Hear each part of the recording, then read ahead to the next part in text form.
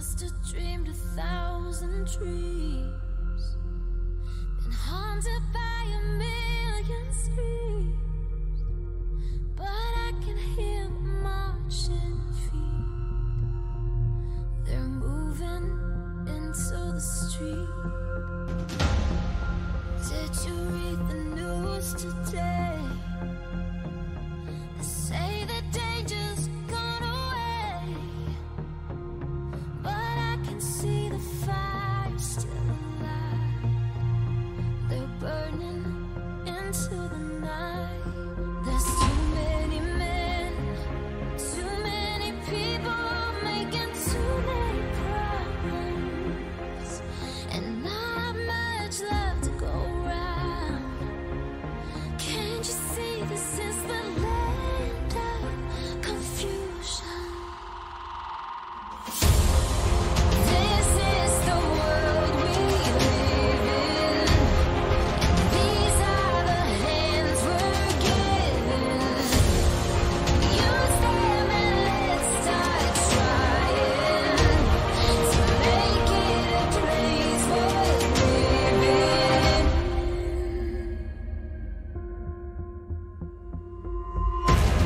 Oh, Superman, where are you now? When everything's gone wrong somehow. The men of steel, the men of power, losing control by the hour. This is the time, this is the place, so we look to the future. There's not much left to go round. Tell me why this is the land of confusion. This is the world we live in. These are the hands we're given. Use them and let's start trying to make it a place worth living. This is the world we live in, and these are the names we're given. Stand up and let's start showing just where our lives are going to.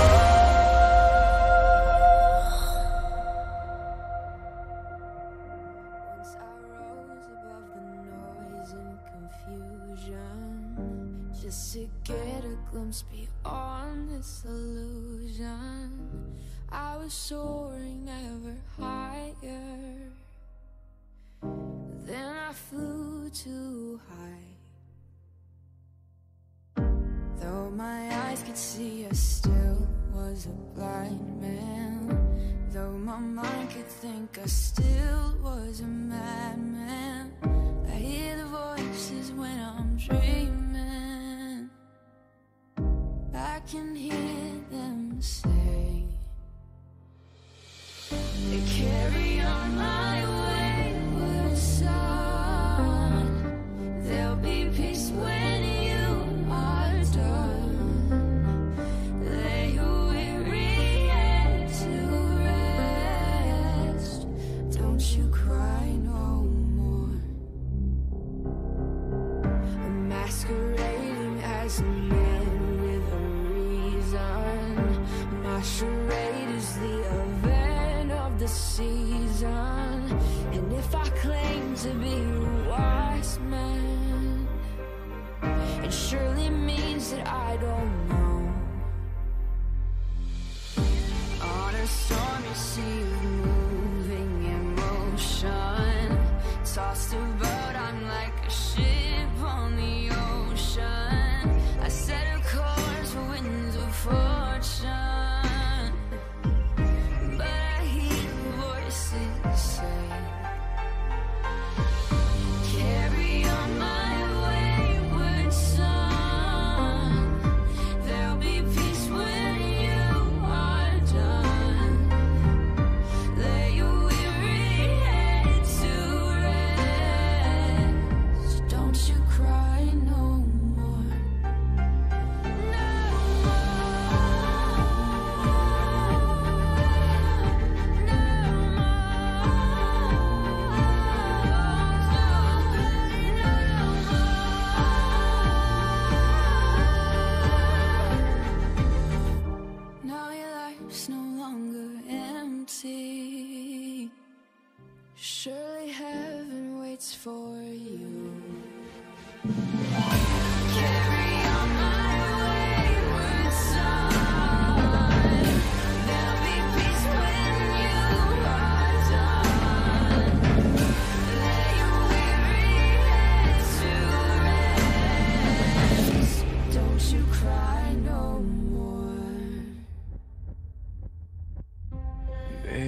can't you see I'm crawling?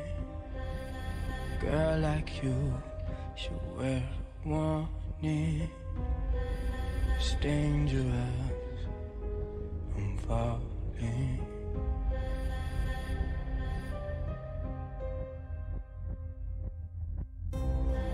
There's no escape, I can't wait. I need a hit, just give me heat. You're dangerous, I'm loving it.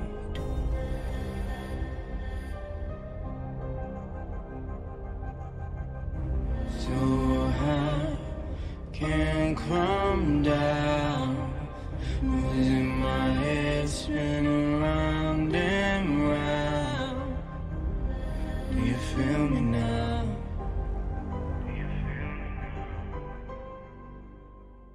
With the taste of your lips, I'm on the ride. You're toxic, I'm slipping up.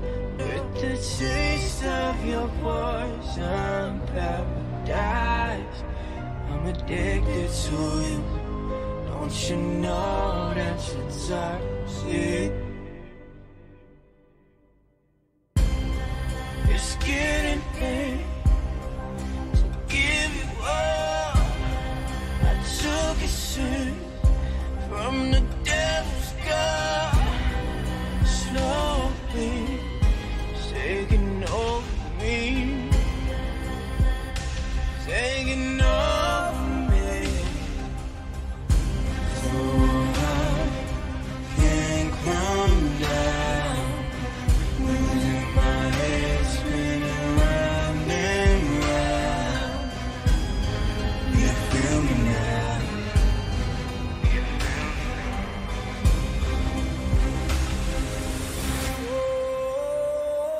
With the taste of your lips, I'm on the ride. You're toxic, I'm living up. With the taste of your poison paradise, I'm addicted to you. Don't you know that you're toxic?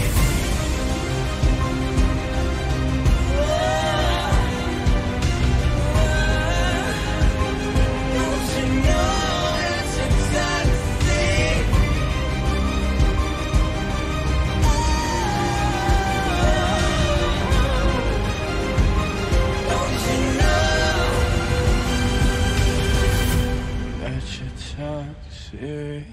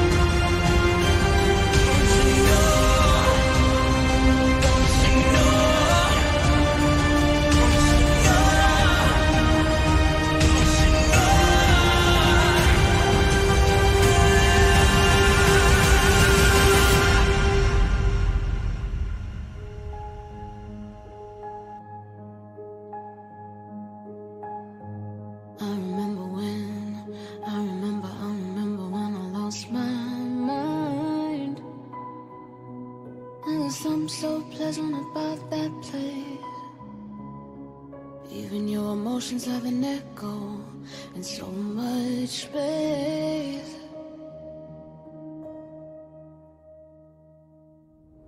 And when you're out there without care, yeah, I was out of touch. But it wasn't because I didn't know enough. Just know too much. Does that make me crazy? Does that make me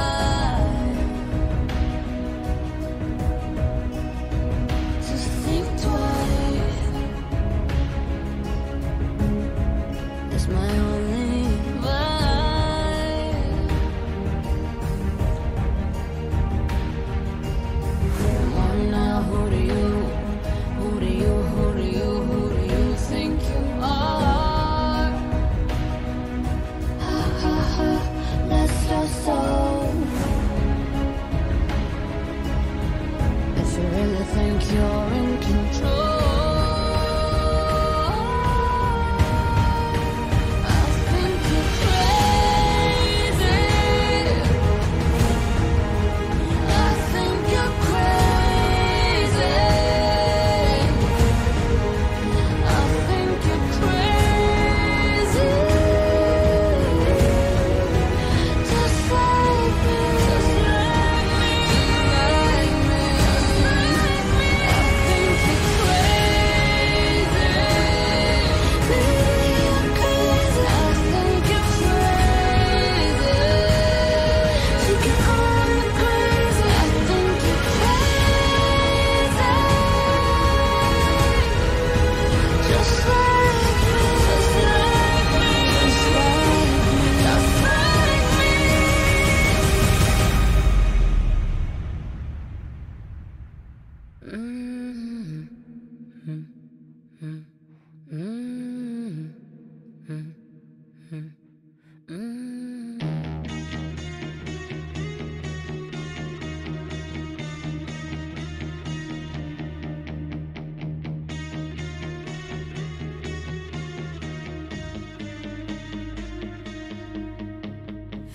I see your red door. I want it painted black.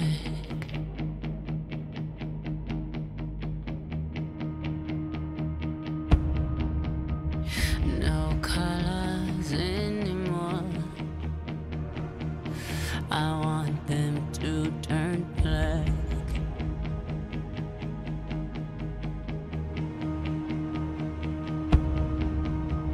I see the girls walk by dressed in their summer clothes. I have to turn my head until my darkness goes. I see a line of flowers and they're on painted black. With flowers and my love, both never to come back. I see people turn their heads and quickly look away. Like a newborn baby, it just happens every day. I look inside myself and see my heart is black. I see my red door, I must have it painted black. Maybe then I'll fade away and not have to face the facts. It's not easy facing up when your whole world is black. No more will my green seagull turn a deeper blue. I could not foresee this thing happening to you. If I look hard enough into the setting sun, my love will laugh with me before the morning comes. I wanna see it black as night, black as cold. See the sun.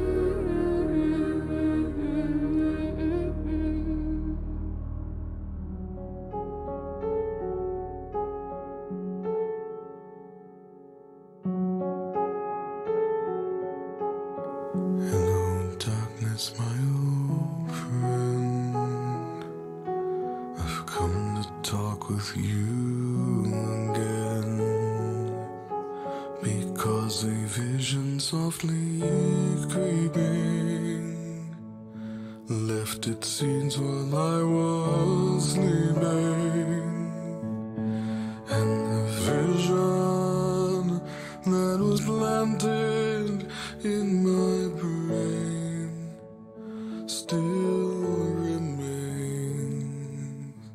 within the sound of silence. In restless dreams I walked alone, narrow streets of cobblestone,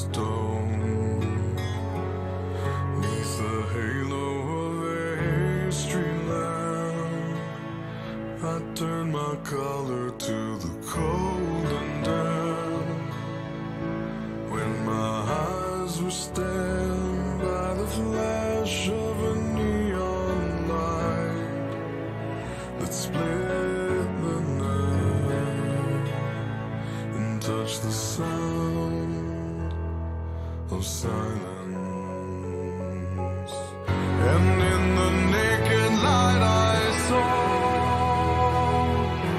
10,000 people, maybe more. People talking without speaking, people hearing without listening, people writing songs and voices never shared, and no one dared disturb the sound of silence. Fool said I, you do not know. Silence like a cancer grows. Hear my words that I might teach you. Take my arms that I might reach you. But my words, like silent raindrops, fell and echoed in the wells of silence. And the people bowed and prayed to the neon god they made. And the sign flashed out its warning, and the words that it was forming. And the sign said the words of the prophets are written on the subway walls and tenement halls, and whispered in the sound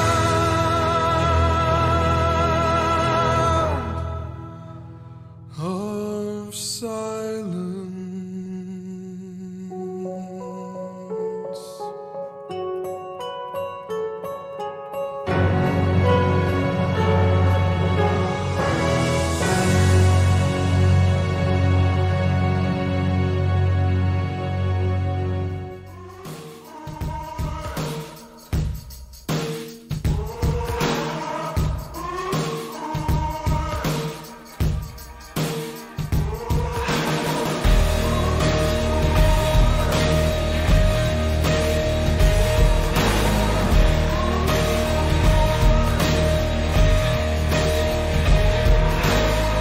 See him on the TV, preach about the promised land. Tells me to believe in Jesus, steals the money from my hand. Some say he was a good man, but Lord, I think he sinned. Yeah. 22 years of mental tears, cries a suicidal Vietnam vet who fought a losing war on a foreign shore to find his country didn't want him back. Their bullets took his best friend in Saigon, our lawyers took his wife and kids, no regrets. In a time I don't remember, in a war he can't forget. God forgive me for what I've done there, 'cause I never meant the things I did.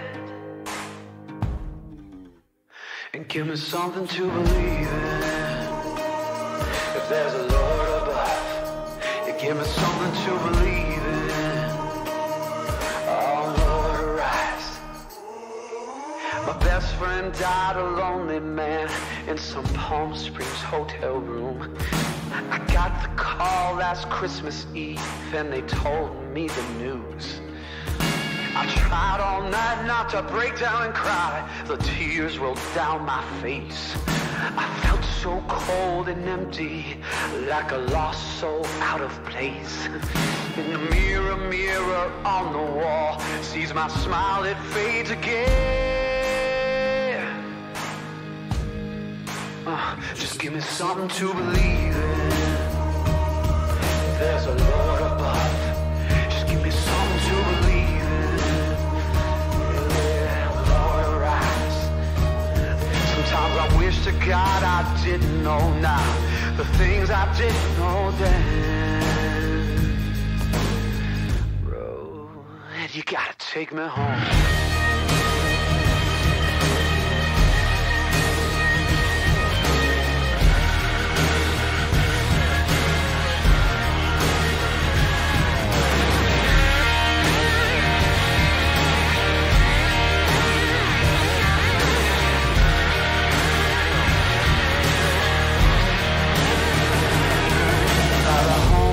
Sleeping on a cold dark street, like bodies in an open grave. Underneath the broken old neon sign, they used to read Jesus Saves. A mile away live the rich folks, and I see how they're living it up. What a poor they eat from head to mouth, the rich is drinking from a golden cup. It just makes me wonder why so many lose and so few win. Just give me something to believe in. If there's a Lord above, something to believe in. Oh, right. Something to believe in. Yeah, if there's a Lord above, something to believe in. Yeah, all right.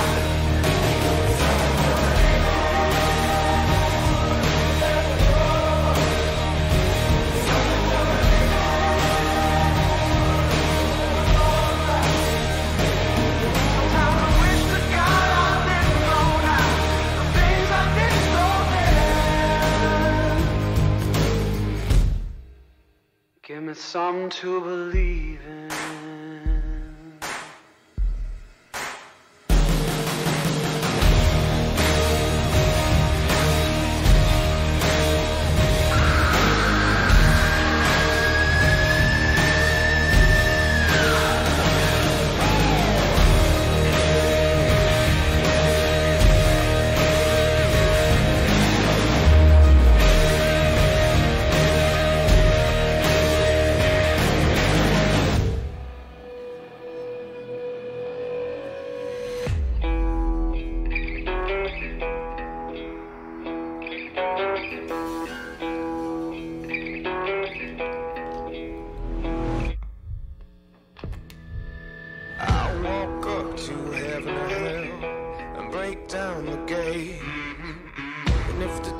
Something to sell, I won't ask for change.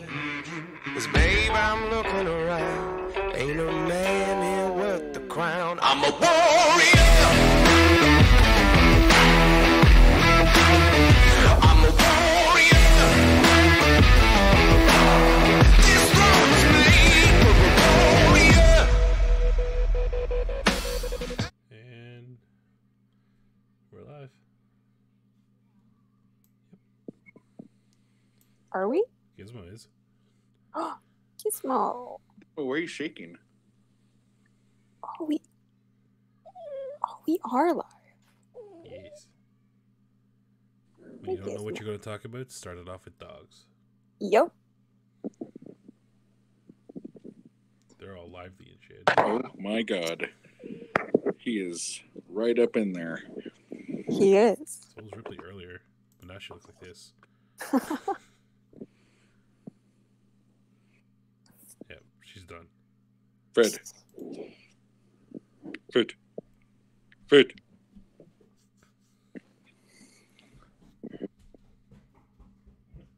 Bunch of holes. Why do you start everything with b-holes now? What are you talking about? In all your recent videos, you're like, sup, b-holes? I do, huh? Yeah. Yeah. I don't know. It's just like the right way to go. Guess so. Because you think I'm about to say booktube, and I say b-holes. And you're like, oh, he got me. There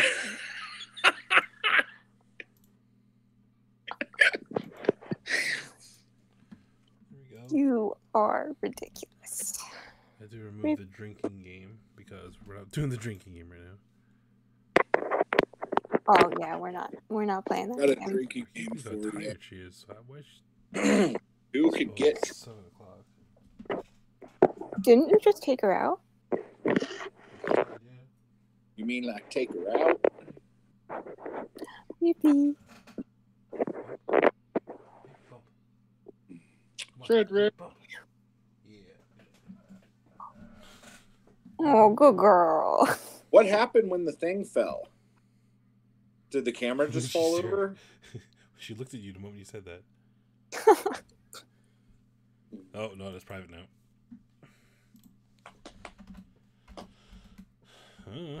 Gravity? It was a ghost. Probably. Place is haunted. Is it though? Pretty sure it is. It was a ghost from the south.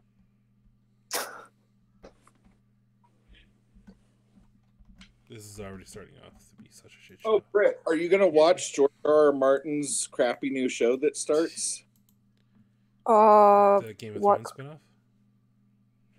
The It sci-fi one? starts tonight, I think. Yeah, he said it was an Easteros, right? Easteros? Yeah. It's called The Guy with the Fake Nose, but with the glasses and the dumb hat. What? And it's George R. Martin. I mean, The old man that wants to bang his sister. Wait, do you not know what he's talking about? no. Night Flyers debut today? George Martin. The Jon Snow guy's in it. Is he really? Is that why he has a creepy mustache now? I heard Alf's in it. Oh, Gretchen Mol was in it. She was in Rounders. Just Alf. On a mission aboard the Night Flyer, the most advanced ship ever built, a team of scientists embark on an expedition to make first contact with alien life. Set in the year 2093, their mission takes them beyond the edge of the solar system, farther than mankind has ever gone before. But when terrifying and violent events start to occur, the team and crew begin to question themselves, each other, and their reclusive captain. They soon come to realize that the true horror isn't waiting for them in outer space, it's already on the ship. It's a sci-fi original network television show. I bet they find out that incest is okay. Probably. No, I think they knew that from the start during George Martin World. Oh, okay. I mean, I wouldn't be surprised. Oh wow, this is based on 1980 George Martin work. Ooh. So that means it's based on other people that he ripped off. Pretty much. Oh, 1980, 1981, short story collection of 1985. Yeah. So this is from the 80s. Yeah. I don't know how jazzed I would be to experience this series. But it's on sci-fi, so it's got to be really big budget and professional looking, right? oh yeah, it's gonna be just as professional and perfect as the Raven Boys. Wait, Raven Boys is on sci-fi? You poor fucker. Mm-hmm. Is Oh, the Raven wow. Boy on TV? What? It's gonna be because Maggie Stiefvater signed the rights away to Sci-Fi. Wait, did she option it or did they actually start doing something with it? Because selling the rights can happen like 30 times and nothing ever gets done of it. Well, the script is done apparently. I think they're casting Boys for it TV show. now. Let's see. Series adaptation, The Nerd Daily. This is from July. You know what? Why do I not have this on the screen? Oh, I don't think I told you guys, but Zoe got her Beacon Hills lacrosse hoodie with stuff his name back and number. Is that a Teen Wolf thing? It is. And she also got a Jerichoholic shirt Nice. from. It's like total like old like Y2. 1990. What was that? Huh?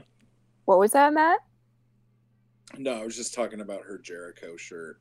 Oh, I see. Britt doesn't It know who has- Jericho is. No. It has the 12-step recovery on the back. Nice.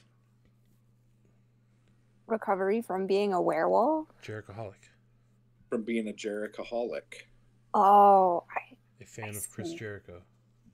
He's here to save us, Britt. All right. More than a year ago, it was announced that the beloved Raven Cycle series would be made into a TV show, which led the fans freaking out. It even surprised the author herself, who did not know this big secret was ready to be shared with the world. Okay, this is her announcing it.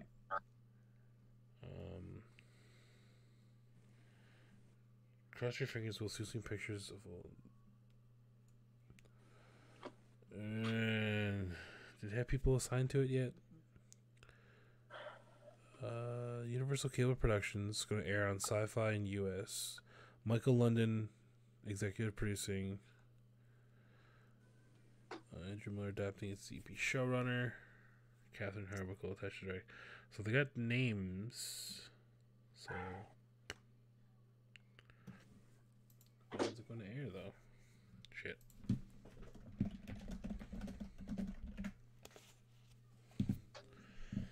Yeah, I would still not hold my breath on this one. yeah.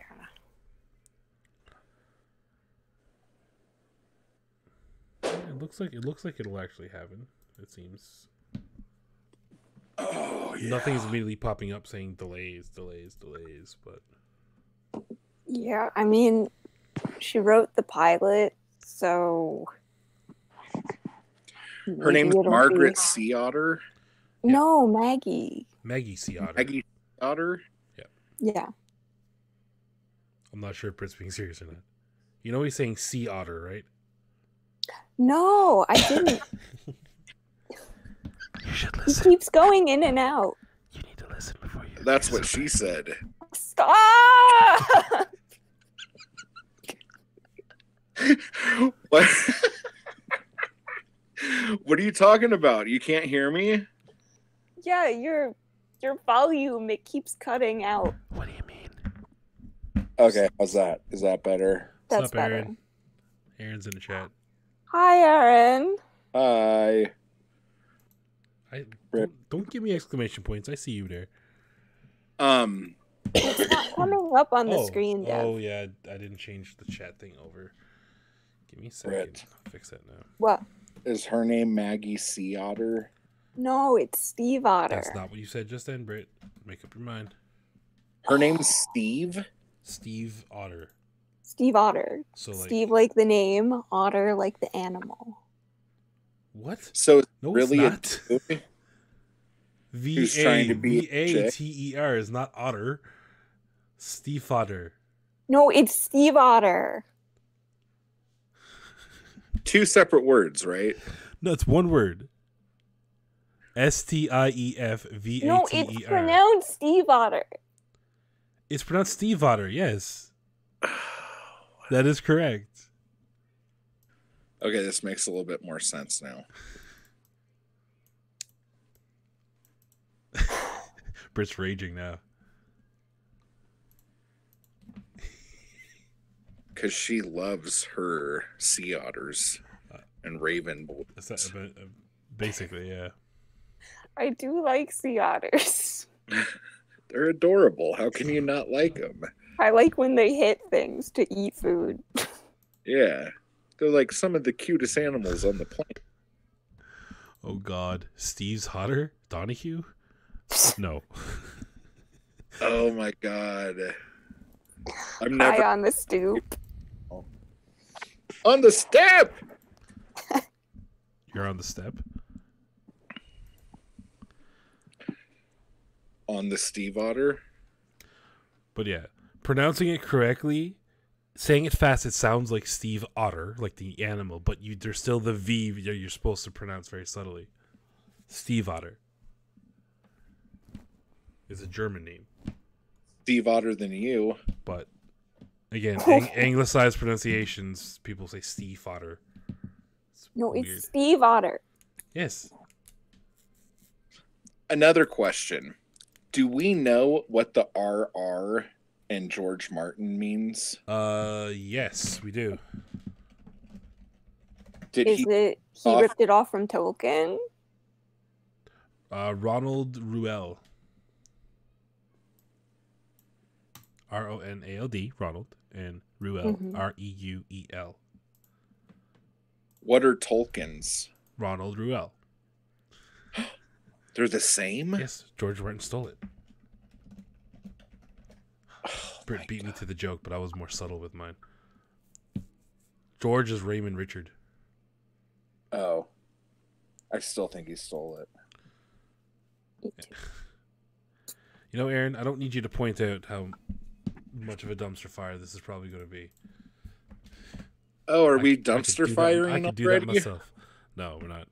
I do feel a little bad, though. This is the first live stream since Cam said all those kind words about the last live stream we did on his channel. And now we're following it up with just shooting the shit and talking about random stuff like Matt's dogs. Whoa. And Britt's meetings and the pronunciation of Steve Otter. Britt, I'm not even trolling you right now. That is how you pronounce Maggie Steve Otter. That is actually the pronunciation of that word as a German name.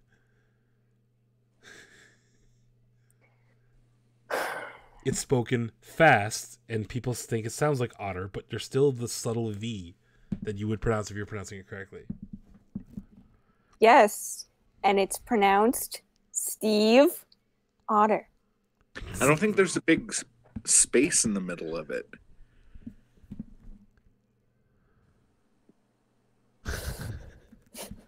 This is like the whole we conversation. What? In French, the word for yes, we. Oui. People think it's we, like W-E. Suck my blur. But it's not. It's oui. It's almost two syllables. They're just kind of mixed together. It's O-U-I, right? Yeah. Oh, oui. Yeah. I mean, she has a video on how to pronounce her name, so I think I know how to pronounce her name. Oh my gosh, burn. Cool. So if my name is spelt Joel, but I tell you it's pronounced Joel, does that make it right? You'd be correct. It's bullshit. I'd be correct. There was a guy I worked with like that before. His name was fucking Joel. It was fucking Joel, but he wanted to be called Joel. I'm like, no, it's not your fucking name, man. Aaron, I already Googled it ages ago. Me and Britt had this fight before. Well, it's a good thing that Devin's gonna read the Raven Boys because he agreed to it. Yep, so it's fine. there is no evidence of that anymore. If you look at that video, that section does no longer exist. Oh, Devin, you fucking chicken shit. I cannot be bound by anything that was done while I was intoxicated. And there's lots of evidence that I was intoxicated by the end of that video. By the end? Oh, yeah. Dude, in the span of the 3.5 hours that we were playing that drinking game, I went through the full case. No, I was surprised you weren't drunk in the first 15 minutes. Oh yeah, no. I'm good for that. And I wasn't even loaded drunk. I felt it by the end. After which I played 9 hours of Friday the 13th. That was awesome. Oh my god. You were like a drunk teen. I picked up the battery that you're supposed to use to fix the car with, and started running around with it and telling people that I was going to go hit Jason with it. It was awesome. I got people so pissed off. It's not hard to piss people off in that game, though. No, God, no. That game is designed to piss people off.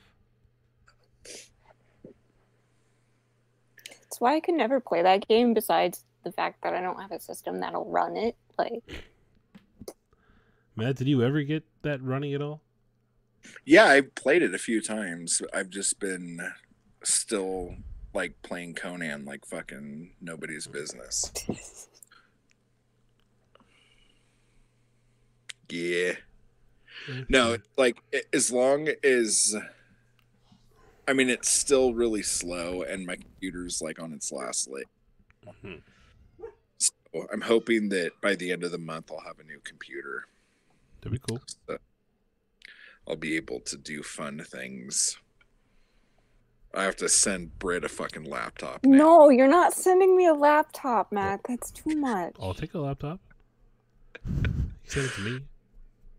Bitch, just No, forward I'll it to send me. Britt up so she can't like come up with dumb excuses as to why she can't play with us. Really? You think she can't come up with another excuse? Excuse me? Okay, no, you take the plug She's gifted after at stuff. and plug it into the wall. You're gonna send her a toaster with the word laptop just marked on it with black marker, aren't you? Like, why won't my Hot Pocket cook in this stupid laptop? Oh my god. She's smashing a frozen Hot Pocket against the So, keys. apologies to anybody that came in thinking we were going to talk about anything of significance or interest to anybody. Shit. I was actually really pissed because my dad ate all my Hot Pockets this week. So, like, I was like, what the fuck am I going to do for dinner? So I ate noodles. Ooh. Did you cook them? Oh man. No, why I can't- just why I just can't I ate them in their noodles? raw, crunchy form. Oh my god. No, I cooked them. Oh, You were forced to eat noodles like a peasant? fuck up. Yeah, I was forced to eat noodles like a peasant. That sucks. I know. I like eating noodles like a peasant. Yep, dude. Britt doesn't swing that way. She doesn't like the noodle. Oh wait, never mind. We're not. Well, we're talking about something entirely different. Oh yeah, she prefers pockets to noodles. Is that what we're talking exactly. about? She'd rather you know. Wow. Do I want to finish that thought? What if she had a noodle pocket? I was going to make reference to her tongue going in a hot pocket, but I'm not going to finish that thought. We're good. I'm Britt- not going to say it, and I never will. This aptly named shooting the shit because again, this Shooting is a the shit show. shit This is a shit is show. what we're doing. Oh good god! Apparently, it's embarrassed the shit out of Brit Day. What? I didn't know we had to wait for a day for that. I was going to say, don't say that like as a special day. That's just like that's as common as a day ending in Y. Fair. Okay. Fair. Matt, what are you reading now? I just finished El Borak, which is a Robert E. Howard collection of stories about this kind of like a badass. He's not really a treasure hunter, but he's just this like badass dude from Texas who for some reason is in like Afghanistan fucking motherfuckers up. Like Okay. he's it was okay. And I'm also reading a Bukowski poetry book called You Get So Alone Sometimes It Just Makes Sense. It's very uplifting. Bukowski. Yeah. Sounds like it. I wasn't expecting that. That's cool. Sounds badass. What are you reading? Me? Raven Boys. Did you even watch Speak and Read's video? No, I didn't watch this. I haven't watched BookTube other than the Newbie Take drinking game in a while. Wait, Aaron, did you watch this Week in Read's video? What are you reading, Britt? I'm reading The Oh. Exorcist and Sawkill Girls. Sawkill? Yeah. Oh, I thought you said fuck all. Fuck all girls. What? I mean, I would. Wait, Sawkill Girls. I saw somebody talk about that recently. yeah, it was Olive. No, it wasn't. I don't watch Olive's video. Oh, I mean, I haven't seen that video by Olive yet. It wasn't Sawkill Girls. It was... Is it supposed to be good? No, it... You continue. I gotta figure this out. It was a newbie who just did a wrap-up. What was Olive's review of it? Well, she hasn't done a review of it because we're currently reading it together now. So. Oh, You are buddy reading it with Olive? Uh-huh. Alright, we're done. What do you mean? Buddy reading with Olive before I do? Then again, that's my own fault. Fuck off. We were supposed to read Devil in the White City, but I didn't get to read it because I was doing other things. Didn't So- you read The Last Werewolf with her? No, she read Last Werewolf the whole series before I even got the first book. I read it because of her, but we never buddy read anything yet. There's a whole series called The Last Werewolf. Yes, it's a trilogy. Is it just one werewolf? I've only read the first book, but yes, the beginning. Well, only the first book is called The Last Werewolf. But That makes sense then. I had a problem with The Last Exorcism 2. It seemed redundant. how about Final Fantasy X? Like, you're okay with that? Like, No, I've only played the first Final Fantasy game. this is totally gonna bug me. Who the fuck was it?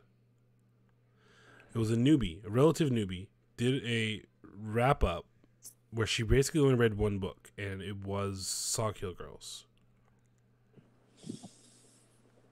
Oh, I checked my history. That was in the last couple of days.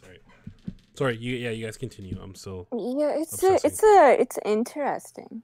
It's Is it about someone who kills girls with saws? so far no. I want my money back. Me too, kind of, but like I thought you just said you liked it.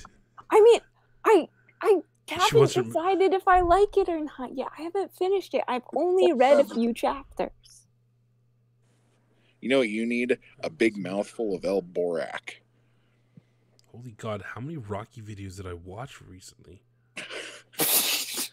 Damn. It's like the whole fucking Rocky 4. The Book Gypsy. That's who it was. I think. The book gypsy? Yes, the Book Gypsy. Here she is. Here she is holding up Sawkill Girls. Yep. Basically, what she says in the wrap up, the book was so good, it put her, this book was so good, it put her into a reading slump because nothing else kind of lived up to it. If this is the right one. Yeah, want to say that this book is a feminist favorite. This is definitely... I loved it. This book took me on a wild ride. I'm currently reading another book, which I will get to, that is sort of giving me the same feels. Yeah. So this one was so good, it put her into a reading slump because, nothing else kind of lived up to it. All right, sorry. That was bugging the shit out of me that I couldn't remember who it was. That's okay. I mean, I don't think it's gonna be one of my favorites, but it's okay. Britt, apparently you're a peasant. What? Monse! Everybody's a peasant except for me, right, Monse? Yep, I refuse to acknowledge the peasant speaker in the room. When I come up... She shunned me. Well, she wouldn't have shunned you if you just watched John Wick. What? If This you goes just way watched John Wick. beyond John Wick. Okay, this goes way beyond John Wick. Actually, I can't even remember what she did, but it was bad, whatever it was. I remember it being bad. Something to do with Michael. Monse, what was it? No, fuck, I talked to her. Shit. Whoops.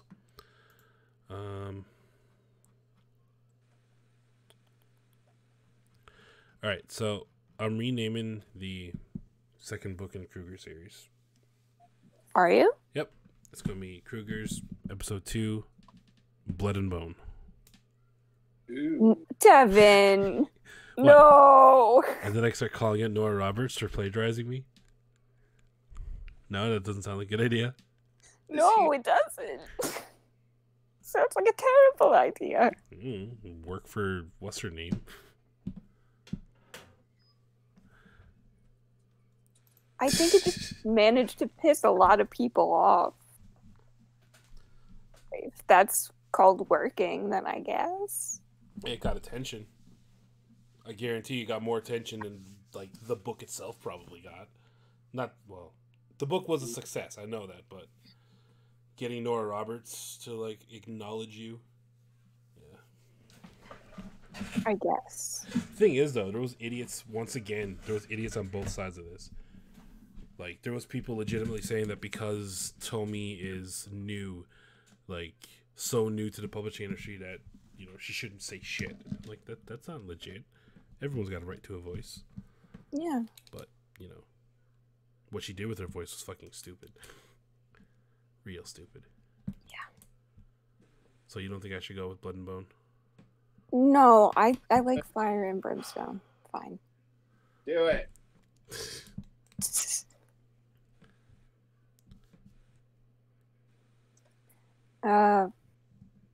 Yes, Aaron. Like, looking it up, she's worth about, what did I say, 36 or 37 million? Yeah. She puts a book out, it automatically sells thousands of copies because it's Nora Roberts. And that's the thing. Unless, like, she's writing romance novels.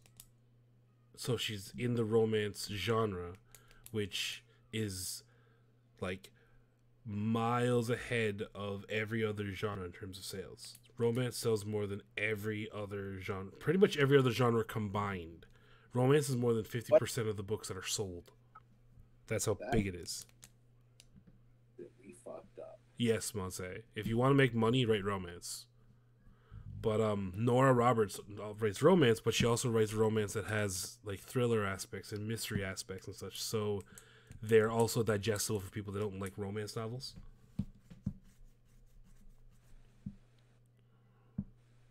Oh yeah, no. She's really prolific. Like I think her most recent book came out last year, and it always sells well. But again, you have to be a romance reader because like they don't make a lot of noise outside of the romance sphere, but it's just a giant ass sphere.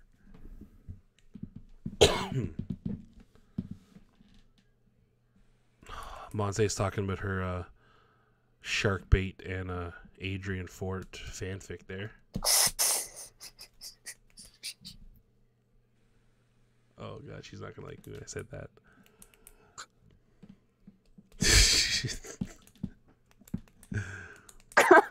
Actually, seeing Dalton's like new do, I think maybe Dalton would be a better one for the be the werewolf. Devin, stop.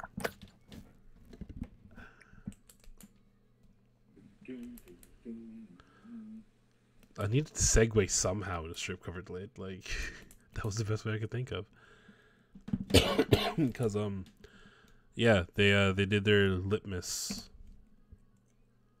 announcement video. 12 days, 12 videos. You gonna be doing it, Britt? Yeah. While you're doing Vlogmas? Yeah, while I'm doing Vlogmas. It'll be great. I responded to Adrian's tweet about it, and I was half joking when I said it, but now the more I'm thinking about it, the more I might actually do it. Take one of these live streams and do the Litmus prompts. You think? Yeah. Oh. That was sarcasm, Aaron. I'm not doing Vlogmas. Britt she's just getting a really slow start. She's going to start around the 15th. No, I'm not doing that, And Kevin. two videos a day to make up for it. Kevin, stop lying. But no, Litmus has decent prompts, and where there's 12 of them, that would make a decent live stream. So I charge you, Britt, and Matt, and anyone that wants to come onto the chat at the time to have their answers for it, and then we'll do, like, at some point in December, do a live chat, and we'll like do, you know, favorite poem, favorite quote, favorite whatever, as a live chat activity. That's what I'm thinking about doing anyway. I see. That sound Matt, like, you're really quiet. that sound like fun to you Very guys? sweet. I'm really far away You are. It's unfortunate. because I'm in California. Yeah. No, I'm playing Conan. Oh. Nice. Adrian gave you his werewolf anthology. I see. But then, no, I think live chat will work well because it's 12 really short videos. That's gonna be a pain in the ass to individually edit, or one just bigger video where we just go through it all. I mean, I know it's Litmus, but I mean, it's also pretty basic. But I mean, I don't need Litmus to tell me how basic it is. Anybody? No? Huh? No? No chemistry buffs around here? Oh, Aaron, no. Here, I'm gonna do this. I said I don't need Litmus to tell me how basic it is. Oh, litmus test. There we go. Thank you, Matt. Boom. Knew I could count on you. Britt's just staring off into the distance. Britt, She's like, I Yeah. don't know what that means. in chemistry, when you want to test a solution to find out how acidic or basic it is, how much of an acid or You base it gotta is, pee on a you stick. put a piece of paper into it, and if it turns, I think blue is a base, if it's red, it's an acid. That paper is called a litmus paper, and that's called a litmus test. So when I said see. I don't Do you need, feel smarter now? I No. literally had this exact same conversation with Sam last night, and I was like, I didn't expect you to get the joke, but I still like the joke, okay? And then Aaron, if we drink, it will be litmus, man. Oh, I mean, it worked out great the last time. So. Well, maybe I'll actually drink. The next jury's time. still out on that one. How well what that would it works. be called if you had nachos? Because I think I'm gonna make some nachos later. Cool. You gonna bring it up for all of us? It's gonna be called Nacho Miss. Yeah. Nacho litmus, says Erin.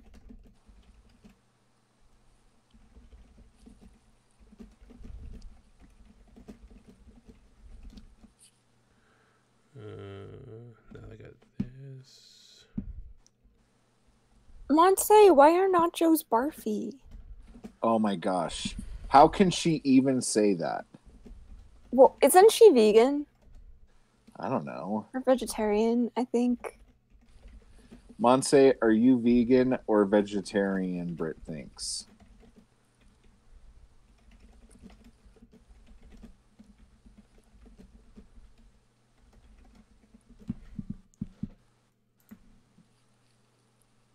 All I see is nachos are barfy. Yeah. Monse thinks nachos are barfy, apparently. She obviously hasn't been eating my nachos. 'Cause my nachos are awesome. Monse, get your mouth off my nachos. I like nachos. What are we even talking about? Oh my god. Yeah, we should probably figure out what the fuck we're talking about. All right, Britt, you reading The Exorcist is an event, and now Aaron's Yeah. in the chat too. So let's talk about it. Okay. You're reading The Exorcist. Yeah. Cool. Good story, guys. There really should be more to say about it, considering it's like 12 months in the making. Well, I mean, Britt, like, are you liking it? Yeah, it's good. I completely misinterpreted what a character was doing, but that's fine. Which character? Chris. Chris, the mom.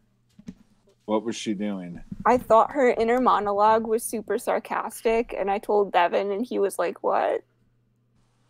When she refers to Reagan as like her little angel, Britt's like, that's sarcastic. She's being like a snooty bitch. It's like, no, she really cares for Reagan.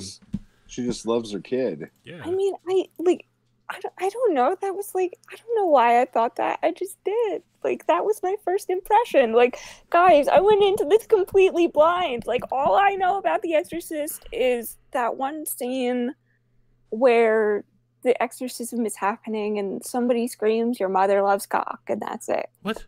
That is not what Your they mother say. sucks Your mother cocks sucks in cocks hell. in hell. Yeah. Yeah. Oh, I'm sorry. Your mother's with us. She has a message for you. Yeah. That is a scene you should listen to the audiobook for. You will love it. Not really. I'm so I concerned think it'll scare about the crap out of me. why nachos are gross. We're past the nachos, man. We're past the nachos. Just chalk the Monse being Monse. Past the nachos, everyone. Yeah, but see, the thing is, are you scared, Britt? No. Because we started this in January. I told you in January you were going to read The Exorcist in December by the end of the year. Yeah. I'm terrified. Well, I think, like, a part of it, like, that I'm not, like, scared anymore is, like, I don't, like, really believe in any of that shit anymore. So, like, it takes a lot of the fear out of it. I don't know. I agree with you. I feel like you have to be Catholic or have some sort of Catholicism background to be afraid of possession, demons, and exorcisms. Monse, you smell. But yeah, no, that's right. Like, this is why, like, as a kid, my mom wouldn't let us even, like, get the Exorcist VHS into the house. Because hell no. She was horrified, because she grew up Catholic. So, like, she was horrified of the movie. That movie traumatized her. But with me, it's like, that was cool effects. But I still attest that it is one of the more scarier books you're going to read, even if you don't believe in it. Like, just the stuff that's happening. Yeah. Right.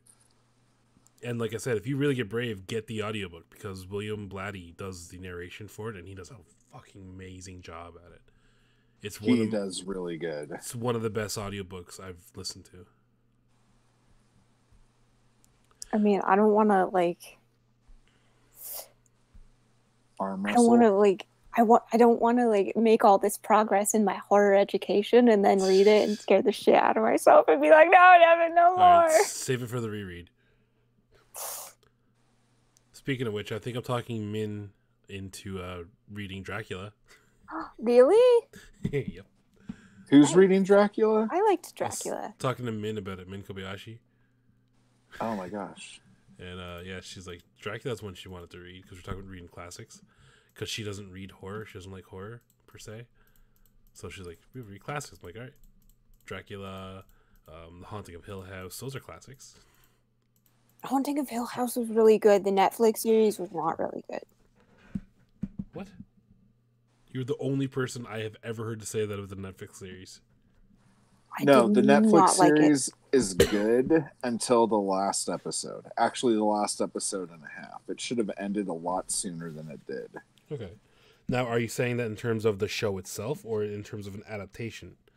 Because my only complaints I've heard is that this is not based on the book because they took it in a whole different direction.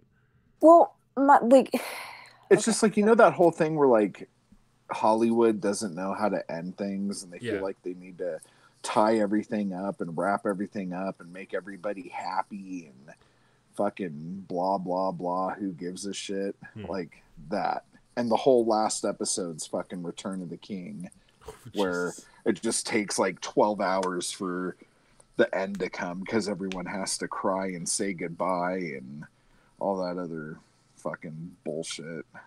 And another issue that I had with the Netflix series as a whole is like, I felt like the scares were really cheap because it could have been scary, but they had to like be cheap asses about it and then just turn it into fucking jump scares. Yeah, but the jump scares worked. Like I fucking was like, jump scares work on me. I think they work on everybody because it's shit jumping out at you and loud noises. The whole like they took out. I mean, I don't want to like spoil it for people, but like they took out everything that made Hill House scary. They took out. I'm just kidding. Okay, so Aaron and Monza, you're both talking about the book, evidently, because both of you didn't see the series. I watched most of the first episode too, and that's as far as I got for now, because I want to read the book first. Because when I was doing the Books and Freezer episode with Steph, The Haunting of Hill House Netflix show was one of her chilling obsessions for the episode, and we talked about it. And yeah, like, yeah, no, that's kind of where I'm getting at. She's like, it's completely different. The book is a much slower, whereas the Netflix is much more modernized kind of story. And it's like there's Easter eggs and nods to the original story, but it's really its own thing. Like the book, The Haunting of Hill House, exists in the Netflix series, The Haunting of Hill House. Oh, that made me cringe so hard. Also, the book has maybe gay stuff in it. I mean, so did the Netflix series, though. So did the Netflix series what? It had gay stuff in it. I just don't know why they had to make them all related. Like, I thought that was stupid. Because they're a family. Oh, but that was so fucking stupid. I'm really tired of shows thinking that it's like uber cool to like have things take place in two different time periods. Like what? Like what? Yeah, an example. Like, well, it started with Lost, and then every show that wanted to be fucking cool decided they were going to do it too. Okay, so like Arrow. I don't know, I haven't seen Arrow. But just like tell a fucking linear story. If you could tell a linear story and have it not suck, congratulations. In Arrow, it's like, well, you know the story of Green Arrow. Lost shipwreck for a few years, then he comes back and becomes Green Arrow. In the show, the first scene is him getting rescued from the island, and then each episode is like cut 50-50 of him present day becoming Green Arrow, and then flashbacking to him on the island and the stuff he did on the island. And it did that for like a bunch of seasons, to the point where like they were literally two different storylines going at once. Oh my god, somebody fucking kill me. That would have made me want to like hurt humans. I think they got away from it for the most part now, like in the later seasons, but I stopped watching it before it got to that point. I feel like I'm the only person on the planet that's never seen Lost. Nope, I never watched Lost. Oh. However, you know what I did see? When they came in with the board game version of it. It was called Lost the Game. There's a game? Yeah, and I just lost the game. Fuck you, Devin. I lost the game. You What just happened? When that fucking board game came out, the pictures, oh my god, how many people swore at the image of that. I just lost the game, Matt. Therefore, so did Brit. I don't get it. Fuck you, Devin. You don't know. You know what the game is. The game? Yeah. Like Triple H? No. The game. Just the game. Everyone's playing the game. The game. You play the game by not thinking about the game. If you think about the game, you've lost. And I lost a long time ago, I guess. Well, once you forget about the game, then you're playing again. So every time you think about the game, you lose. So I just reminded Britt of the game, so she just lost the game. Yeah. Okay. I'm gonna... If there's any part of that that sounds remotely interesting, just Google "lost the game" and you'll see. It's ridiculous the shit that this came up with. I lost the game. It's been going on since like the early 90s. Oh my gosh. It's fine sometimes, but not all the time. I heard people hate Britt the ending sounds of really Lost. upset about it. The thing with Lost, and again, this is tertiary information because I never watched it, but the thing with Lost was that the showrunners apparently put in a bunch of mysteries early on for the sake of putting them in without knowing how, like, without knowing the solution. And when it came time to wrap everything up, they didn't know what the fuck they were doing. So, like, did Vince McMahon write it? Oh, that's just what I was thinking, actually. But yeah, that's what I've heard about Lost. Is that no, it is. There's a couple things that they just like hoped that no one would ever ask about again, which was like kind of annoying. I want to marathon Malcolm in the Middle just because I want to laugh. Oh, I love Malcolm in the Middle. I did at the time, but I watched like episodes of that fairly recently, and I don't find it. That show funny fucking anymore. holds up. I You don't know, like man. it? I couldn't laugh at it. Oh, you're crazy. Would anyone be offended if I got food and ate it? You said you already ate your dinner. I did, but I didn't know my mom was gonna bring home Burger King, dude. Oh my God, your mom brought home Burger King? Yeah, she did. Even after you went to your meeting? Damn. You know, she only sarcastically loves you, right? Devin! I'm just saying, if you're projecting onto Chris, it's got to come from somewhere. I want a fucking Whopper. Why the fuck do you want to fuck a Whopper? Why wouldn't you? I guess. So can I get my Burger King or no? Wait, the thought of Matt fucking a Whopper makes you hungry? Yeah, you gotta mukbang that though. Yep. And like you have to make like stupid noises, like this is. You have to eat it right where you are. Yeah. So is it like How I Met Your Mother? You mean Lost, Monse? What did she get you? She got me a Whopper and fries. Yeah, is the Whopper bigger than your head? Ever since you told me you're really tiny, I've been trying to like compare you to other things so I could figure out how small you are. I don't like Whoppers. Put the burger next to your head and let me see how big your fucking skull is. Okay, I have to go get it then. Hold on, can I go get my food then? Go get your fucking burger. Jesus. Okay. Be right back, guys. Matt, I've never heard you so aggro over burger before. Be right back. How's it going, Min? Yes, Monse. Again, I didn't see the last season of How I Met Your Mother either, but that's kind of along the same lines. So did he finally meet her? What, the mother? Yeah. Oh, dude, yeah, she was in like the last season, like the whole last season of the show, apparently. Oh my God, that's amazing. Was the mother Doogie Howser? Yes. That is so progressive. No, it wasn't. That's too bad. Yeah, Min, since you're just coming in, I want to warn you, this is not a classy kind of stream tonight. Yeah, Devin's in his underwear. What? Dude, you made me spill coffee all over myself. Dude, I'm never on cam. You will want to know what I'm wearing when I do these streams.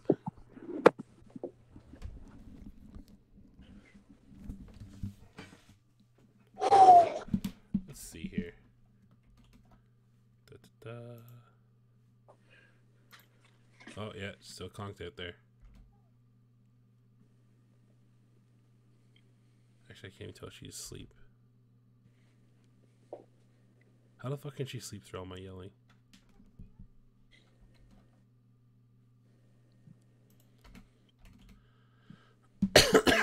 We're waiting on a Whopper now at the moment.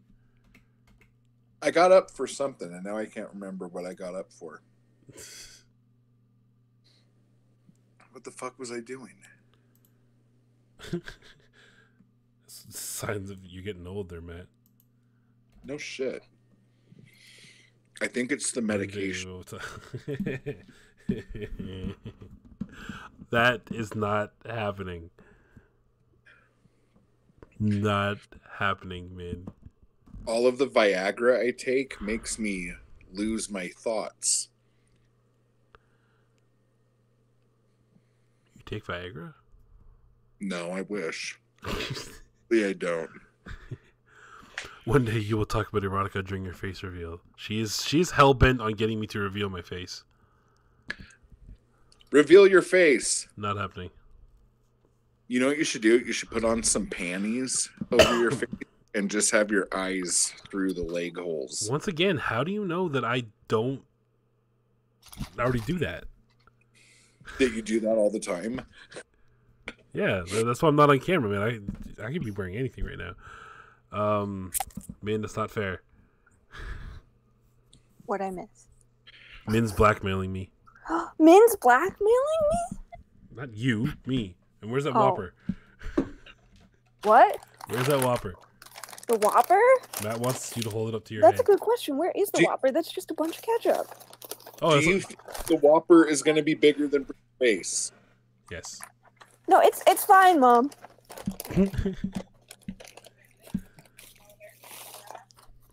Tell Right. that Dutch My oven friends are just to being- get you a burger. No, Sure, Min, it's I told fine. you have you can, as in you have the ability to do it now. I didn't say you need to. I didn't Did you instruct tell your to. mom Look, that you're the head of... Is that a Whopper Junior? Yes, it's a Whopper Junior. Oh, Yeah, I thought The so. Whopper's so bigger than her head then. Yeah. Britt, What? you know the conversations we've had, and I'm like, you know what? If this ever got into public, I would be fucked, and you could ruin me. Yeah. I had a conversation like that with Min earlier, and now I told her she could blackmail me with that if she really needed to, Uh-huh. and she's doing it. Oh, well, I don't know what to tell you, Devin. You got yourself into that situation.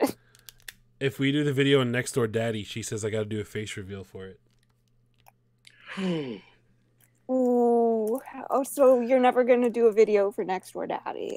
Can you do it in a thong? I do all my videos in thongs. I'm trying to eat. Fuck. I have said the next Are We Not Entertained pick is going to be Next Door Daddy, and I'm sticking to that.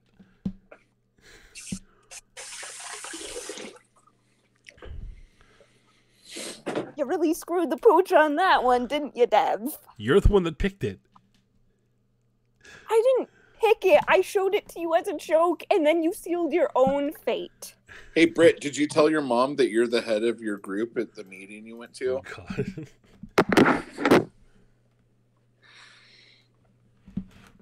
You're the leader? You know, if you make a choke on stream, am I liable? Britt's the leader bean.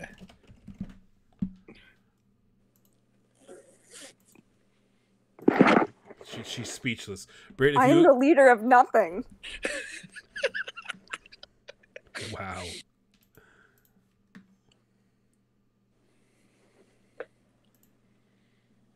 Why are you guys trying to get me in trouble? I'm not All I trying want to to do is eat trouble. my Whopper in peace. I'm trying to take the focus off myself here because we're talking about face reveals and Next Door Daddy. So Britt, I'm down with anything that gets the heat off me. Shepherd's pie. I like shepherd's pie. Take the heat off your meat. It's a junior. Don't call it a Whopper. Hopes to come at pie. Monse, do you know what shepherd's pie is? Is there cheese on it? There she turned it- better be. She's back. Oh, I thought you were talking about shepherd's pie. And I kill my kid. What? Why? Because I had to take her to, like, Mars to drop her off at a friend's house. Dude, that and I is a told her to long get- way. That's a lot of love for your daughter if you're dropping her off on Mars. I Shit. know. Yeah, I know you've And been now- reading a lot of Edgar Rice Burroughs, dude, but I don't know if you can really get it to Mars. Sorry.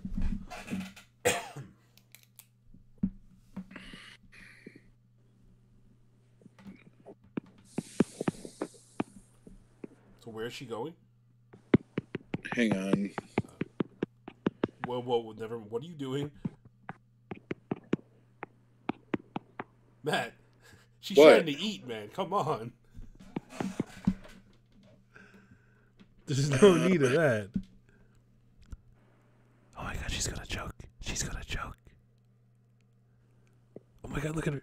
Oh. Hopefully one of you guys in the chat know the Heimlich like over the internet. You guys are so weird. I don't know what it is, Moss. I don't even know what we're doing anymore at this point. We're shooting the shit. I know. Eating food that my mom surprised me with. But even the last time we were shooting the shit, we had like we talked about things like. Okay, I have a thing for you about. I want to talk about what we think about booktube elitism. Wow. What do you mean? That's a legit topic. I was not expecting that, man. We could either talk about that or how much Devin's balls weigh. 7.5 pounds. I'm trying to eat. In kilograms. Oh. Fucking no. 17. Min CPR didn't cover internet recovery. So be careful, Britt. You're on your own. Sounds so good. Is it like a chick? Is it like a Popeye? It kind of is. It's like layered goodness. Like a layered potato. Matt, what the fuck are you doing to your mic? What? I hear like tapping. Oh, can you hear that? It sounds like fapping. Yes. I'm on my phone. Okay, but what are you looking at your phone that's making this noise? No, I'm texting my kid. Oh. I forgot. I was just Can you guys really hear me tapping? Yes. Oh my god. Yeah, that's why I was ignoring Devin. Why? She was enjoying the fapping, apparently. Oh, it's like ASMR all over the place. Oh, God. No ASMR. No. Don't you say ASMR and Peter's going to show up in the chat. Eat that burger, Brad. Eat that burger. No, but seriously, like, do you think BookTube is elitist? Go. Yes. Okay. I have nothing else to talk about. No, BookTube is not elitist. BookTube is not elitist because in order for something to be elitist, there would need to be like a central kind of hub, and BookTube doesn't have that. BookTube has like, yeah, the big booktubers, Christine, the whole Book Explosion crowd, Haley and Bookland, Little Book Owl, and all those, and they all have their own little like cliques and like friend groups and such. But BookTube, in and of itself, is like I keep saying, it's a network of a bunch of little communities interconnected with each other. So no, there are elitists on BookTube, people that, you know, stick their nose up at shit for stupid reasons. But BookTube by itself, as an entity, is not elitist. It can't be. Is that chick that what's her name? Which one? Is she still stripping? What? Or was that just like a exercise thing? Oh, are you talking about Emma? Yeah. Like, is she like a real stripper? No. Or she just she does pole dancing, but that's not stripping. Is there a difference between pole dancing and stripping? Yeah. Yes. Strippers pole dance, but not all pole dancers strip. Oh my god, it's like a weird paradox. But yeah, Min, that's exactly it. It depends on different areas, but everyone can find a place. There's a place for everybody within BookTube. I thought we were talking about pole dancing. Well, you did shift it that way, but I'm responding to Min in the chat now. Oh, okay. Makes more sense. Yeah, like, you can find people, like-minded people on BookTube. No matter what ideal you have, I guarantee you can find some like-minded people in BookTube. And that's really all it's worth. How long do you think it would take Steve Donahue to beat up Jesse the Reader? Because I think it would happen really fast. Why? I think Steve Steve beat up Jesse the Reader, though. I don't know. Can't you picture Steve like knowing some weird like Far East like Monse, the whole cover my face thing, that's like its own video that I'll get into right before I actually do a face reveal at some point. Because there's like a plethora of reasons so that And Steve, you know what? I don't know. I don't know who would win between Steve and Jesse, or how long it would take that fight to even go down. Seconds, dude. It would be shocking. We would all be sitting there with our mouths like dropped open. I don't know. You guys don't think so? I think not really. It's one of those things that like it looks like that on paper, but when you really think about it, I don't know. I bet Steve knows how to do that Bruce Lee punch where you like don't move your hand and you like knock. 1-inch punch. Yeah. That doesn't actually exist. I bet Steve would differ with you on that one. Yes, Monse, there is actually a video of that. It's actually still up on the channel too. But I'm not drawing attention to beating it. up Jesse the Reader? Yes. What? Uh-huh. Hold on, let me catch up here. On the stoop with the apt description of the chat. Well, we soon moved on from the serious topics to categorizations of exotic dancing.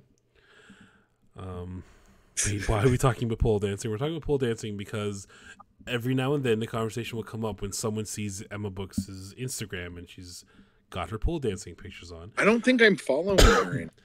And at the time, there were people in our group chat that was a fan of the visuals of Emma Books doing her pole dancing. But I'm not going to name names. I'm not naming names. Britt. There was nobody complaining about them.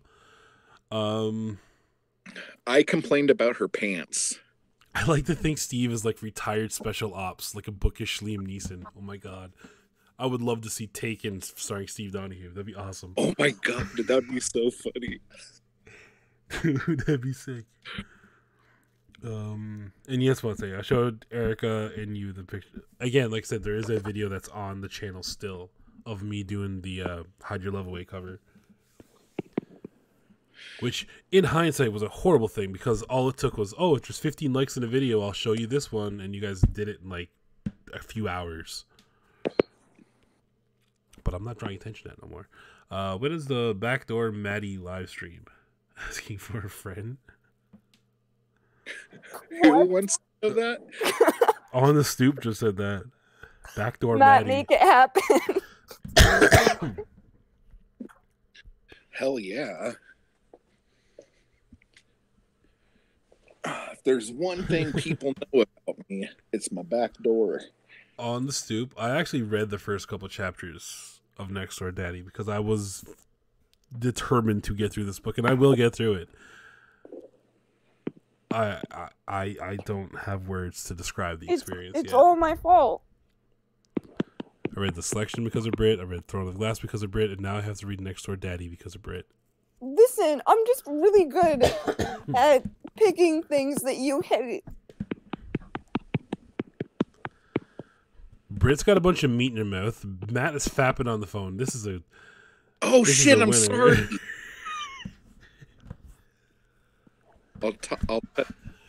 Oh, my God. I'm sorry. Stop. Monse, you should try pole dancing. See how it goes. And send Brit the video. Yeah, I'm down. Who's gonna pole dance? Monse. Yeah. And I'll do a pole dancing backdoor video. There you go. I will do a face reveal if Monse uploads a video of her pole dancing.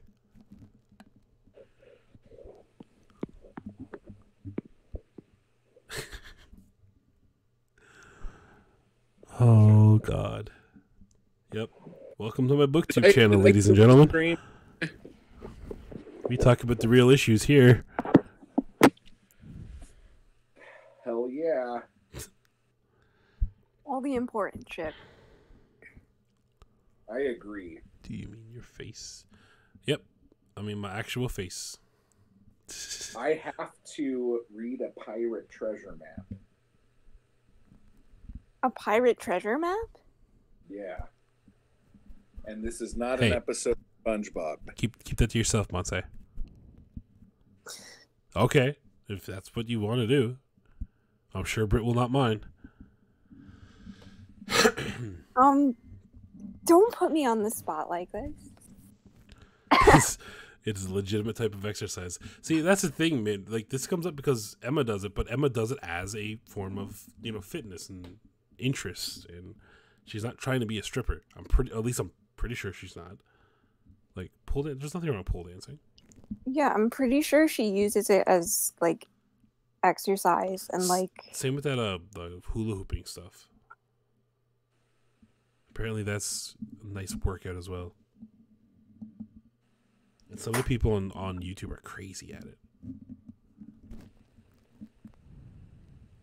Shit. Matt's done fapping now. What? Nothing. I finished eating. Where's north? All right. North is up. I don't even know what's going on anymore. Matt uploads a pole dancing video. Matt, get on it. Get on what? You got Matt. Yeah. Matt. You got to do a pole dancing video. So Monse will do a booktube video. Oh my gosh! Can we do a video where me pole dancing while she's doing a booktube video? It'll be a collab. You guys are both in near the same area, aren't you? Kinda. She's a couple hours away. Yeah, you got a vehicle. Yeah. There you go. Okay, so Monse, he's gonna go pole dance in the background as you do a booktube video. Dude, we should go to Mexico and do it. Oh God. Britt, do we have our next buddy read lined up? Yeah, Tarn of Gore. Yeah, it's the Raven Boys. No, Okay. no, it's not. Yeah, it is. It's not the Raven voice. Yes, it is. It's not. It is. I don't know. We have The Exorcist. I don't know if we. I know you said you wanted to read more King. I think. I Right? need to read more King for the video that I'm working on. That is true. I don't know. They still make phone books because you could just read that. Same size. Oh, I was so going to say something, but it would be very mean. Oh, should I say it anyway? Yeah. Okay, before I say it, make sure you understand I'm saying this is a joke and I don't mean it. But I was going to say it would at least be more exciting than Black Star Canyon. More exciting than what? Black Star Canyon. Oh, see, that's not true at all. I know it's not true. That's what I was saying. Is a Devin, guy that was mean. turner. I keep burning Black Star Canyon because I actually really like it. This is gonna be mean against me. Watch.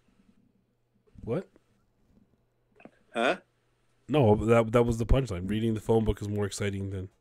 it was a joke, though. Yeah. Because I really like Black Star Canyon. And it's the only thing I read by you. To each his own. I like Black Star Canyon. God, every time you talk, I'm about to spit coffee out. Black Star Canyon is a really good book written by C.C. Wall. At least it was. Actually, it's written by Matt Wall. Now. Matt Wall now? All right. Yeah. When I read it, it was written by a guy named C.C. Wall. I don't know what this new version is. Well, there's also a version written by Creep Creeperson. Really? So that book's been through more turns and twists than other stuff. Matt wrote it, yes. Turn east. How many books is in that now? Or how many books is in it in total? And Black Star Canyon? Yeah. 5 novels. There you go. Monse, You sent me all of them, right? Yeah, Monse, did you not know that? Yeah, but I sent them to you as episodes, so you had like 30 shit. Mm.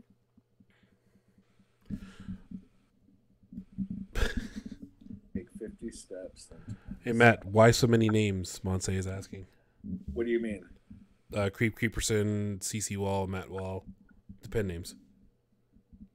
Oh, because I've been doing it for long enough. like I've just been doing it for a while because I was Creeperson for like ever, making movies and shit, and then I felt that people were getting the wrong impression of me, so I changed it to CC Wall, like Creeperson, but Wall, and then I got tired of people calling me CC. It felt funny. So Sissy then Wall. Okay. So then I just changed it again. Okay. But I'm done changing my name now. I don't know why, but there was a period of time when I first found your YouTube channel before I knew you were CC Wall that I thought your name was Mick. I'm pretty sure in the shout out I did for Paperback Junkie, I said his name was Mick. Because I wrote the Hank Bradshaw detective series under Mick Hunter. Oh, okay. That could be it. I have a lot of pen names. I really But I'm that one is canceled, right? Because of my mom. Yeah. All of my pen names are canceled. Yeah. But yeah, Monse, like I apparently knew of Matt before he was on BookTube because on a podcast I listened to, self-publishing podcast, Matt was actually a guest on it as CC Wall, and I knew who CC Wall was, but then I met Paperback Junkie later. But yeah, he's an acclaimed author with lots of work available besides Weird Mask. And Scrotar the Conqueror. Hey, how do you guys know about Scrotar? On the Stoop is questioning. Yeah. I was Scrotar the Conqueror in the Sci-Fi Originals. What? On our one album, Uranus Will Rule You. You just blew Brit's mind. Really? Yeah. It was like an electro. That's so good. My Uranian getup. I come from Uranus to probe you. That's it. All right.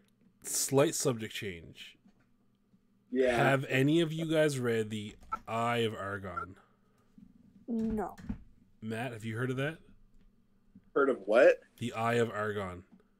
No. Is it good? No. It's literally known as the worst fantasy novella ever written. Oh my god, I want to read it. Yeah, you can. I'm pretty sure there's a place you can get it for free. But Where?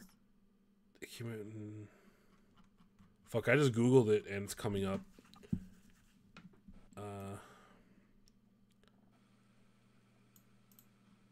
Yeah, I can't remember how I even heard of this. Somebody did a live stream before where they like were reading the page, and yeah, this guy wrote this, and he wrote it intending it to be this epic fantasy thing, but it's literally the worst novel ever written in fantasy, apparently. And I kind of want to read it because of that. Is it written by a YouTuber? No, it was written in 1970, I think. Oh, okay. So before YouTube. Yeah, it was reprinted in 2006. Mm. But let me see. I don't know why it came to mind. I think because of Scrotar the Conqueror. When I saw that, I was like, "Is he talking about Eye of Argon?" And realized that you weren't. It follows the adventures of Grignr, Grignr, the barbarian. That's the main character's name. Oh my god. I want this book and I want it now. Where? I'm on Wikipedia for a second. Actually, I'll switch over. Give it to me. The Eye of Argon is a heroic fantasy novella that narrates the adventures of Grignr, a barbarian. It was written in 1970 by Jim Theus and circulated anonymously in science fiction fandom since then. It has been described as one of the genre's most beloved pieces of appalling prose. The infamous worst fantasy novel ever, published for fans' enjoyment, and the apotheosis of bad writing, has subsequently been used as part of a common science fiction convention party game. Oh my god. Oh, there's chapter summaries. Chapter 1. The story starts with a violent sword fight of a mortal in China in the Empire of Norgolia between the Ecordian barbarian Grigner and some soldiers. Grigner is on his way to Gorzom in search of wenches and plunder. Then there's chapter 2, chapter 3, a chapter 3.5, a 4, 5, 6, 7, 7.5, and then the lost ending, which is the remainder of chapter 7.5. What do you mean I 7.5? have no idea. This can't be any worse than My Immortal, though. Like, All right, let me follow the chat for a second, and then I will see. That's a second. This should be your next buddy read. No, I think it should. I already read Meg. I can't read something bad on purpose again until the next year. Oh, Matt Monse saying Meg was bad.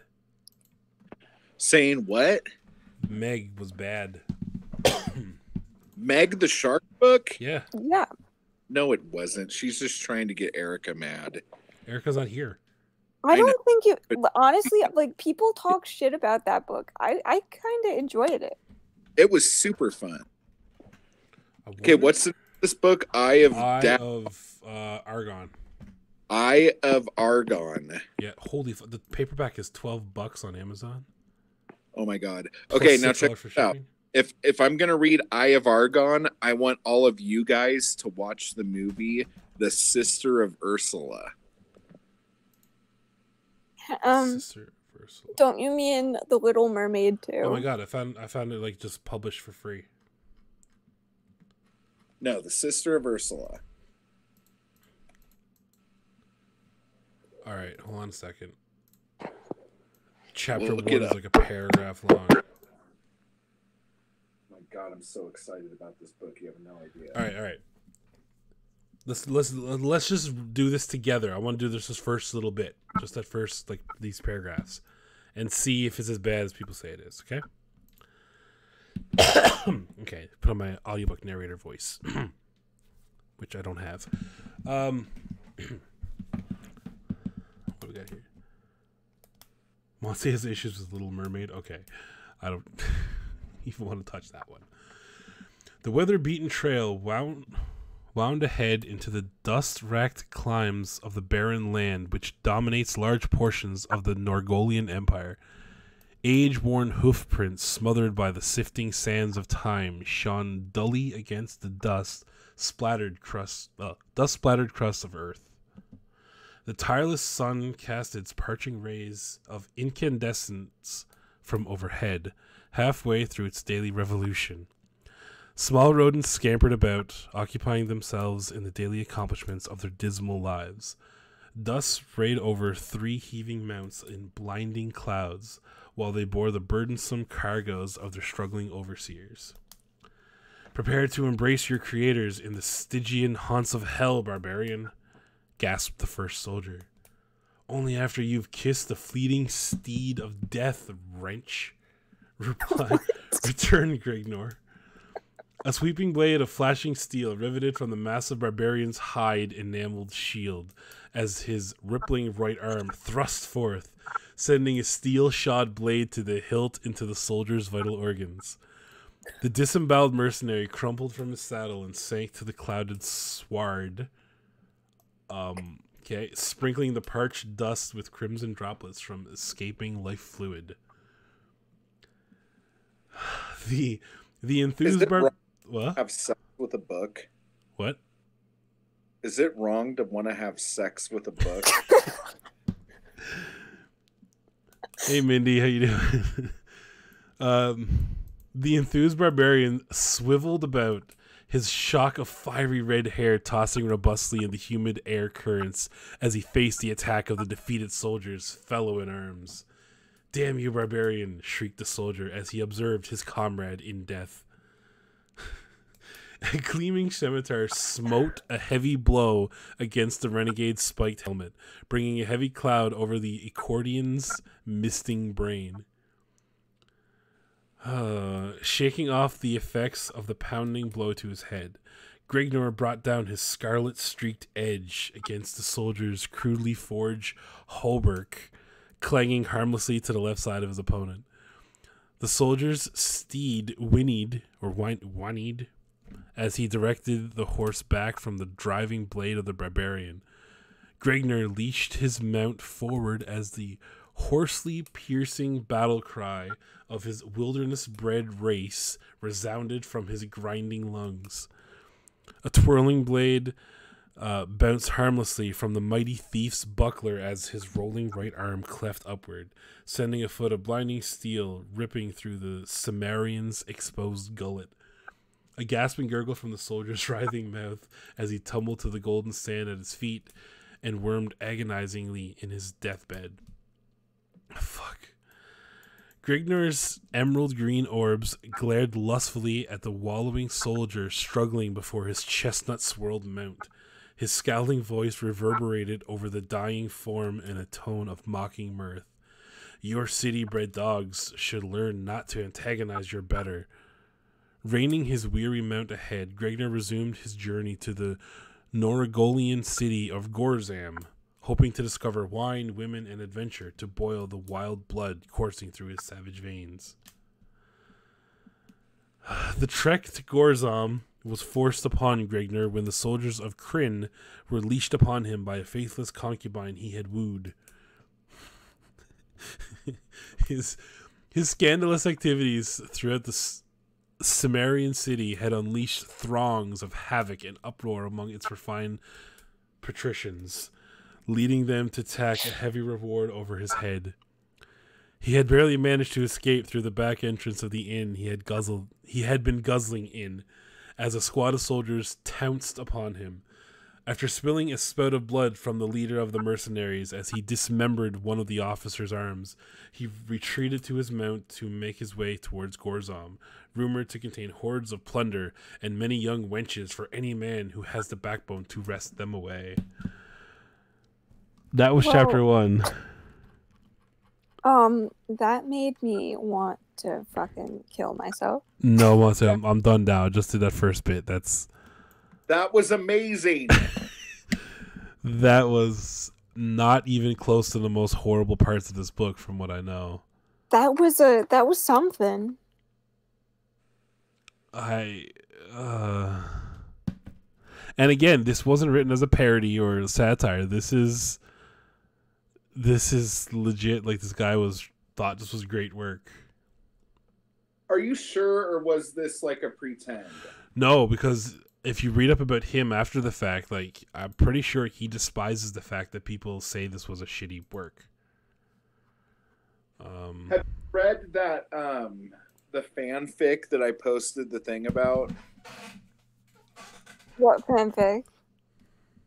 What's it fucking called?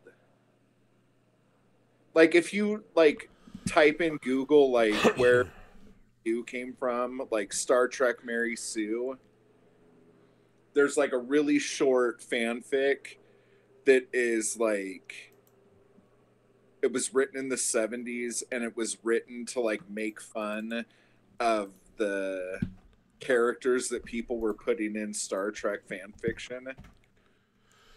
I don't know. But I don't know. That was supposed to be shitty. Evidently, in March of 1984, he was on a talk show and got interviewed. The guy that wrote Eye of Argon. He said that he was hurt that the story was being mocked and said he would never write anything again. No! In a later interview, he complained about being mocked for something he had written 30 years ago at age 16. He said to have participated in the readings of the story in St. Louis. Yeah. Yeah, he wrote this when he was 16, like on the Stoop said. And he never wrote anything again after. Oh my god. So I'll put a link in the chat if you guys want to check it out and read the rest of it. But this is legitimately a meme of the sci-fi world or the fantasy world. It's the worst fantasy novel ever written. I mean, I got it. My Immortal was pretty awful, but so was that. So like, Thou hast need to accompany your time, barbarian, questioned the female, with a question mark at the end of it. Really? Only if something worth offering is within... I mean, yeah. I'm printing this out and reading it at work when I go back. This is... It's, I mean, it makes me feel better about my own writing, I guess. See, that's what I've always said about Stephanie Meyer. Like, say what you want about Twilight. If that could get published and make so much money, man, I'm golden. I'll be fine. Because nothing I write will be as bad as what I experienced trying to read Twilight.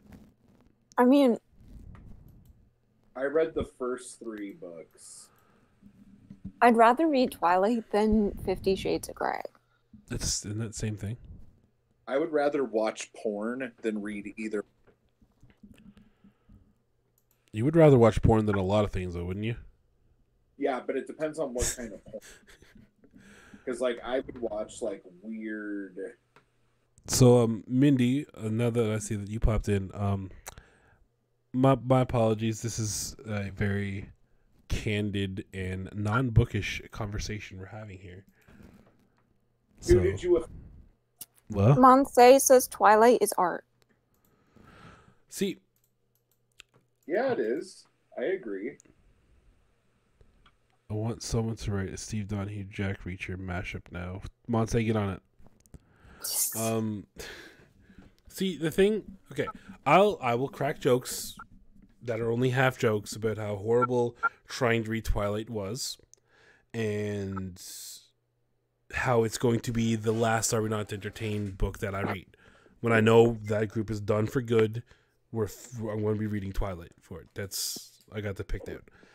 However, I don't want to give shit to Stephanie Meyer per se, because when the kids read Harry Potter growing up, they aged out of Harry Potter right when Deathly Hallows came out, and they latched on to something else, and Twilight was there to pick up those readers.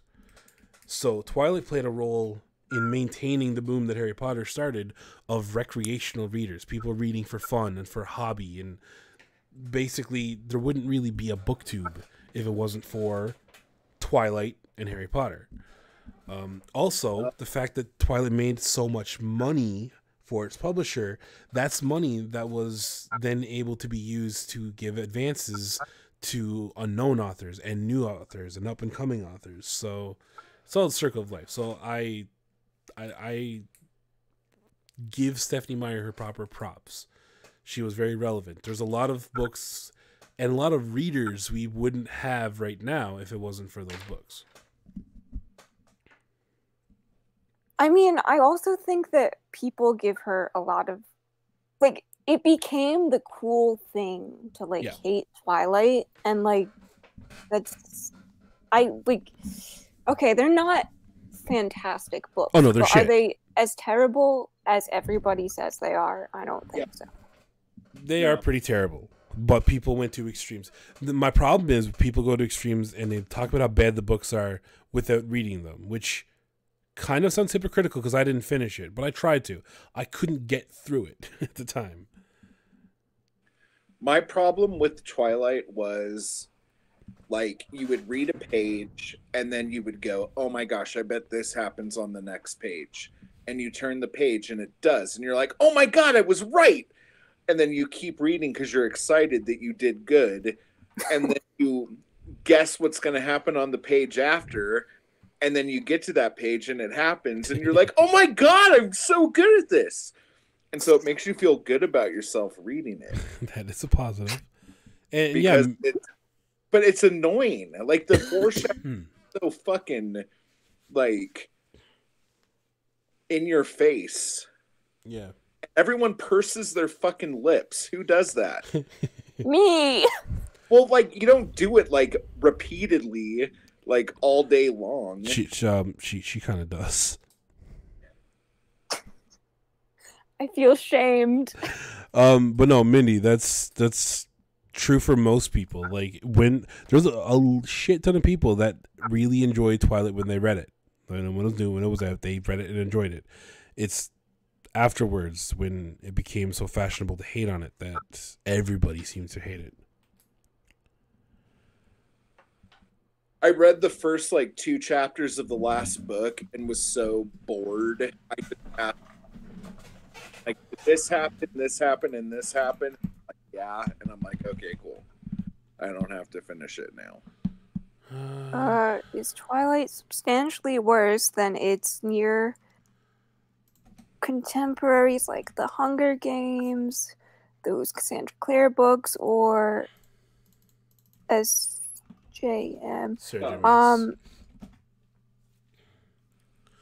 Well, okay, hold on. I'm just gonna check my timeline here before I actually say. What about that shitty Raven Boys book?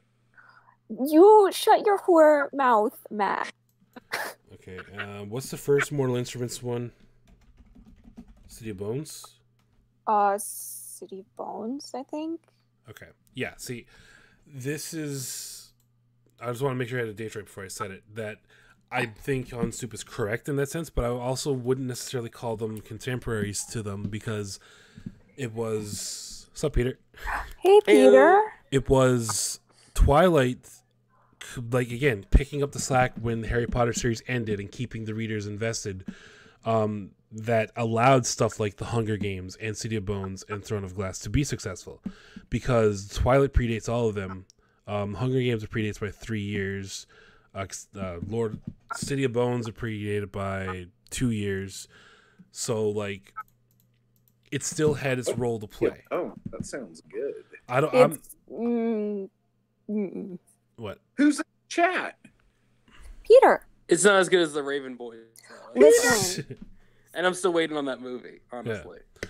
But the thing is, the success of the Twilight novel could have, and I'm not saying it did because I don't know the details, but very well, possibly, and likely could have resulted in something like The Hunger Games or City of Bones or Throne of Glass getting bought up by the publisher. Hey, can I ask you guys a real question? Yeah. Is Throne of Glass a story about someone who sits under a throne and watches someone poop? I wish.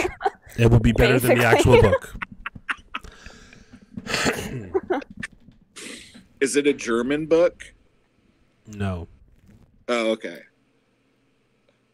No, but, like, in all honesty, I'm such a douchebag because, like, I think I read the first 2 Twilight books, and then they announced who was going to play Edward and Bella.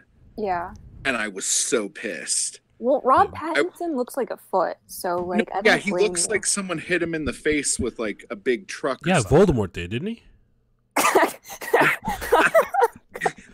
But that's still like the extent of my Harry Potter knowledge. Okay, so I had to use it. Right?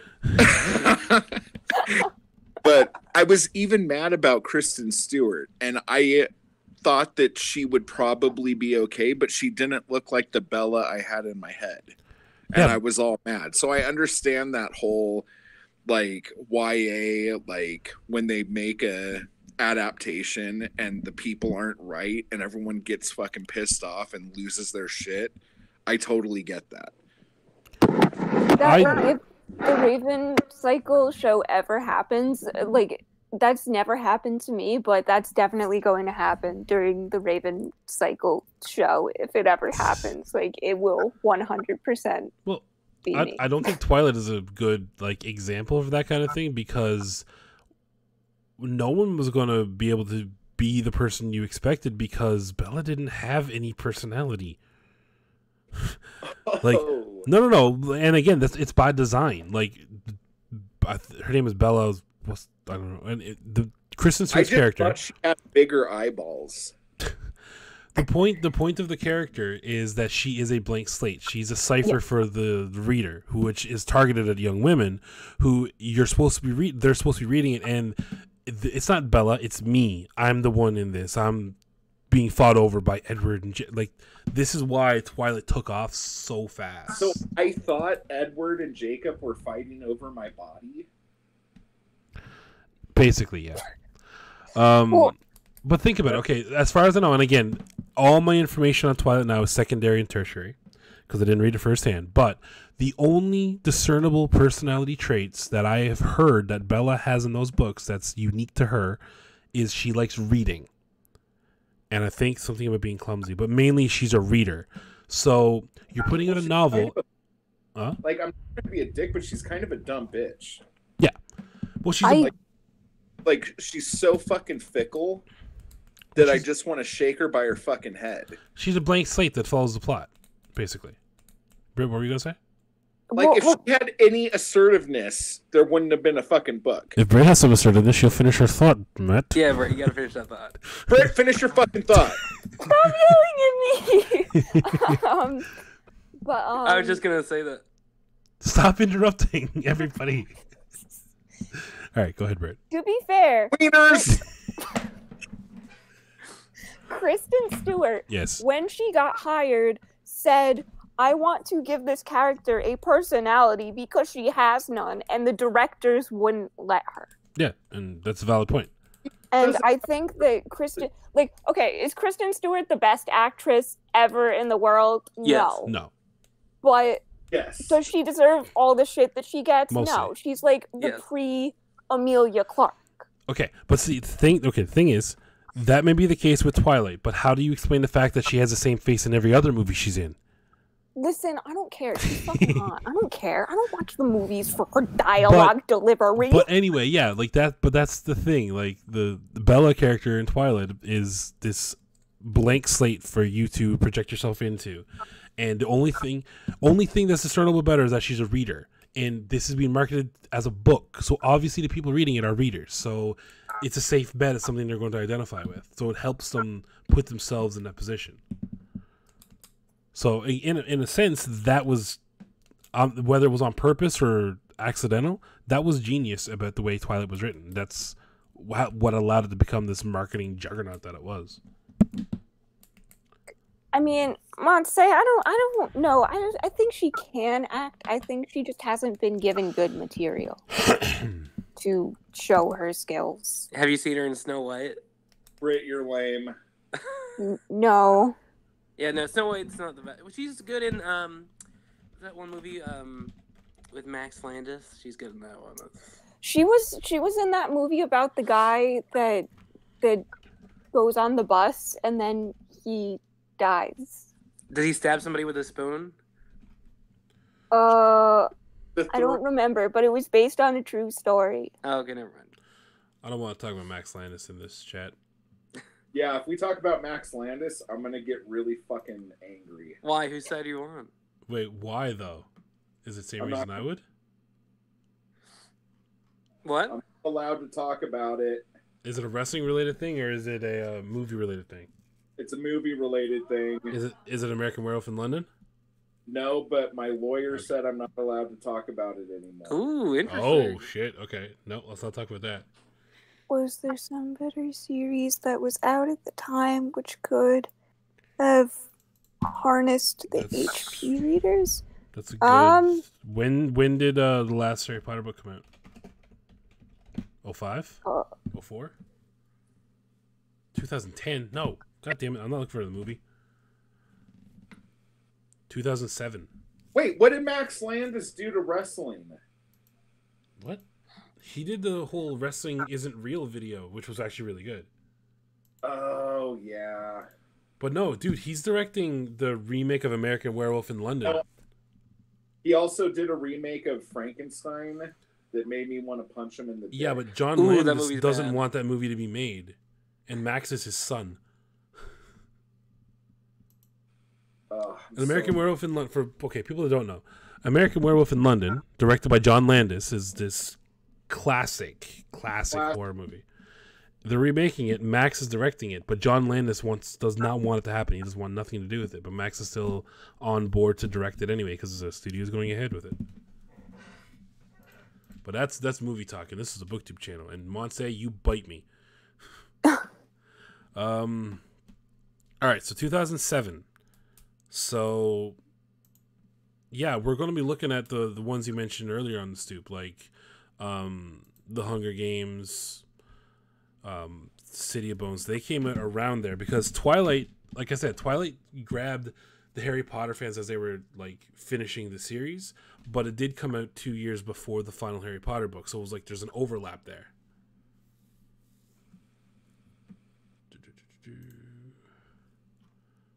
Yeah. The Hunger Games was 2008, so a year later. I don't think the Hunger Games was that bad, actually. But No. like, I like the Hunger Games, so like, I don't know. Have you seen Death Race 2000 or Battle Royale? No, and that's probably why I like the Hunger Games. Probably. We need to read Battle Royale. We should. That should be our next buddy read, dude. I'll think about it.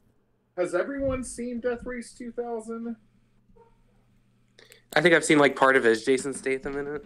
No, the original. Like Sylvester Stallone's in it a little bit too. Oh, you're not talking about Death Racers, then, are you? No, I'm talking about fucking old school, hardcore, awesome Roger Corman shit. Dude, Raven is in Death Racers. Insane Clown Posse. And Raven. Raven. Yeah. I saw that Talk episode. Did you see that? Well, I did, but I knew the movie beforehand. I saw the movie beforehand. Movie's fucking horrible. Monse, if you like the idea of the Hunger Games, read Battle Royale. It's the same idea. It's just done well. Done differently. Damn it. Does Battle Royale have a strong female lead? Battle Royale. It's all kids. Oh, well, there you go. That's even better. Beat Takashi, who played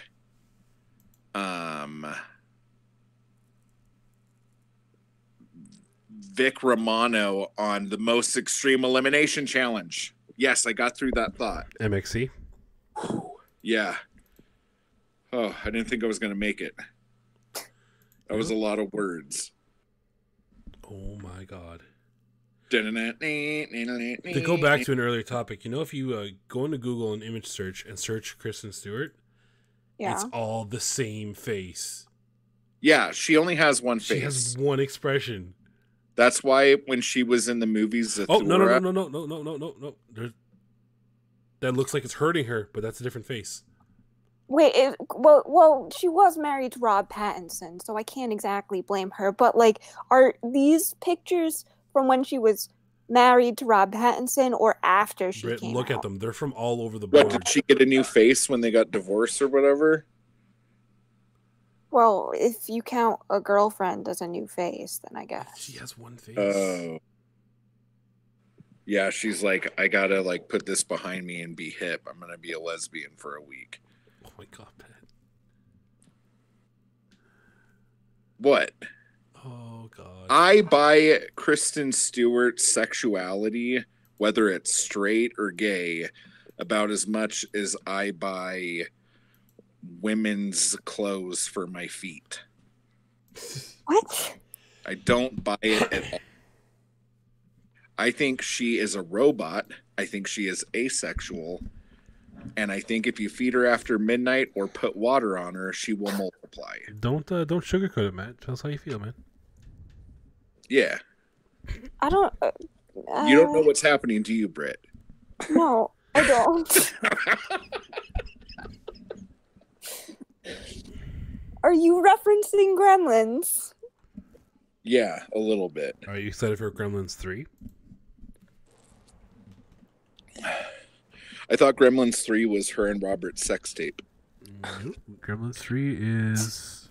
No, to be fair, he was in a movie that had something to do with elephants. I can't remember what it was called. Water for Elephants. I watched that on a plane once. Good. He was really good in it. He's a good actor, yeah. Couldn't believe it. He's a good actor when he wants to be.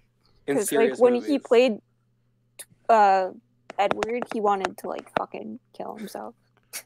No, he didn't. Yes, he did. So much fucking money. Oh, he hates Twilight though. It's because he watched a bunch of episodes of Angel. Like, oh, I gotta be brooding. I'm angsty. I'm a vampire. You sound like you're orgasming. Vampire. Hey, I liked Angel. Better than Buffy. I can't hear you over my grunting angst. Gremlins 3 is really on the way. Purse your lips. Are they going to CGI those gremlins? I guarantee they will. Yeah, they're not gonna. Oh, that's do gonna be puppets. shit. It is gonna be shit. They're gonna look like Smurfs. Get Neil Patrick Harris. Oh no! And he it's like a wacky adventure in New York City. That's what I'm talking about. I wonder if they're gonna do CG Muppet movies. Oh, I hope not. Oh my god. That would ruin the whole point of those. I know Jim Henson would come back from the dead and try to kill people. You might have come up with something that's gonna happen in 20 years. I bet. No, I never even thought about that. Jim Henson coming back from the dead or a Muppet CGI movie? Both Both. at the same time. He's gonna come back to direct it. That's him. Matt, what are you doing? I don't know, but why don't they CG expressions on Kristen Stewart's face? Guys, I really don't think she's that bad. She's not bad. I love watching pieces of wood act in movies.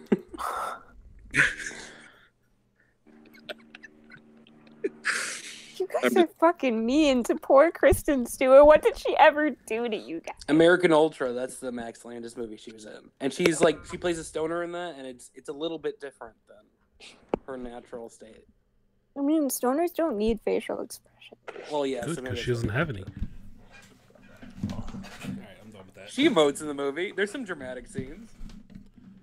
We're going to talk emotes. I'm thinking about the Emoji Movie. That should not exist. I'd see Wreck-It Ralph too. Did he really wreck it? No, I haven't seen it. Gotta see it. If they remake Clash of the Titans again, they could have Kristen Stewart play a giant statue that comes to life. See, that beginning of that statement is just depressing. The fact that we're at a point in time in our lives when we're legitimately saying things, if they reboot this again, 10 years ago, it would be oh man, it'd be cool if they rebooted this. But now it's, I wonder if they're going to reboot it again. Everything's got to reboot already. I mean, there's no more ideas. Gotta make that cash. They need to reboot Spider-Man. One more time. Yeah. For good measure. Third time's a charm. But this time they should make him a spider. A spider that turns into a man. Dresses up like a man. Yeah. Oh my God, that'd be so cool. Matt, you should do it. A spider with a little tie. And Matt, you and I should do it. Instead of crawling on walls, he walks with 2 feet, and everyone thinks he's amazing. Make it 4 and 20. Oh, what a pretentious piece of shit. Oh God. Is there any way we can talk anything bookish? Yeah, let's talk about something different. Yeah. Well, okay, we're all writers. Where is our writing rooms? Because apparently that's a thing. Oh, the world is my writing room. Yeah. Oh, I like that. My nook is in a bookcase. I don't have a room. I go to other worlds when I write. Oh, I like that one. Damn. Community. Min, I'm going to hope you're talking about Matt's answer when you say cliche there, because mine was golden. Bullshit, but golden. Because if I went to the worlds I write, I would be a depressed individual. I always write on a computer. Do you guys write on because James Patterson's very well known for just writing on in a notebook, but I've never done that because I hate it. Patterson writes longhand or Philip K. Dick? James Patterson writes in a notebook and then he has his assistant type it all. Oh my God. Is it Robert Pattinson's Notebook? Yeah, Kristen that sounds like a Stewart? good movie. Hold on, I got it. Robert Pattinson's Notebook? I know. Hold on, I got to see that. Does he really write longhand? I used to write in composition books all the time. Yeah, I just can't do it. But then when I had to transfer stuff over, I got mad. Yeah, see, okay, hold on, Peter. There's a significant flaw in your statement about James Patterson. I took the master class, okay, and it was a James Patterson hasn't written a book in 20 years. Okay, everyone stop. Patterson? Yeah. He's like Daniel Steele. He pumps out a book every year. No, he does not. He about? he gets an author to pump out a book. He changes some words and adds his name on the bottom of it. I mean, you're getting into fine details. Tell me about this master class. I want to hear everything about it. Go. It was a terrible waste. I thought it would make me a better author, but really all it was a famous guy talking to you for $90, and then I learned nothing, and I became less good. I am not surprised. I don't know if you're being sarcastic, but I'm not surprised if that was sincere. No, that's what happened. I mean, it was okay. I didn't learn anything new though, and I was like, it seemed like a scam. Yeah, James Patterson, I have respect for his legacy up to a certain point, but when he started getting other writers to write books and then him just putting a seal of approval on it and adding his name to it so it could sell, and then he tried to invent the novella like 5 years ago. What? James Patterson put this revolutionary, amazing new idea of bite-sized stories. He called them book shots. And you know what they are, Matt? Fucking novellas. But they were book shots. He's going to revolutionize the publishing industry because now you can read a James Patterson novel, but it's in a short, easily consumable size. And they were literally writing articles about him, about his genius for doing this. He invented the goddamn novella in the last 4 or 5 years. Now, did he really write less, or did he just change the line spacing? No, they were novellas. Yeah. But he tried to say he's basically didn't say it outright, but he implied that this is a new concept that he came up with that, wasn't in the industry at all. I'm going to come up with a new concept where I'm going to make books without paper, and you're going to get them through the internet, and I'm going to call them Hoobala Jubalas. Yeah, and the first one's going to be called Blood and Bone, right? The Raven. Yeah, but and like I said, Patterson, he's at a point now where his name sells books, so he just gets other writers to write books, and then he'll probably read their draft and add a few things to it and put his name on it and then sell it. That's how he can write so many books, because he co-authors 15 books a year. Huh. That's my dream, dude. So there's actually answers to Peter's question in the chat. So Monse writes in a notebook. Min, when she has writer block, or brainstorming, she says she uses a notebook as well. So yeah, apparently there's, because technically I use a notebook too, because I do most of my pre-writing at work. So I write there what I'm going to do. Then when I get home, I transcribe it to the screen. When I do poetry, I do it in a voice memo on my phone, and then I write it when I get home. Oh, that's cool. I've never even thought about that. That's cool. But yeah, I know Philip K. Dick is notorious for that. He wrote every one of his novels in longhand on paper and got his assistant to type them up and send them to his publisher to get them published. That's why the Philip K. Dick Award is for paperback novels. It's I think, I might be wrong in this, but I'm pretty sure that it needs to be a book only available in paperback to win the Philip K. Dick Award. That's awesome. That's such an unfortunate name. What, Philly Dick? Yeah. You leave Philly Dick alone. Philip K. Dick. Poetry is the one thing I have to write on the computer or phone. So yeah, Min says she has to write her poetry on computer. That's when she does not do longhand. I want to die when I write longhand, so I just type everything. Yeah. I would type everything, but like I said, most of my pre-writing is done at work, and I'm not allowed to bring my laptop there anymore. Yeah. So doesn't George R. Martin write on stone tablets with a chisel? Yeah, that's why The Winds of Winter isn't out yet. No, The Winds of Winter's not out yet because he can keep, making books about the lore and the history, and people will keep buying it. I bet that Stop book. throwing shade at me, Devin. Oh God, Monse, you can't be that bad. The book has been written forever. He's waiting until he dies for it to come out because he's going to kill off everyone. Yeah, but this isn't the last book in the series. So he says. There's The Winds of Winter, and what's the last one? Dream of Spring. Dream of Spring, yeah.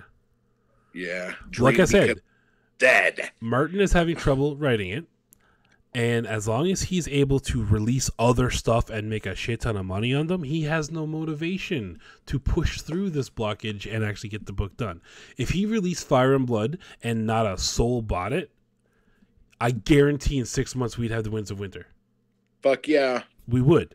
He would be at that fucking computer because his monetary gain is gone.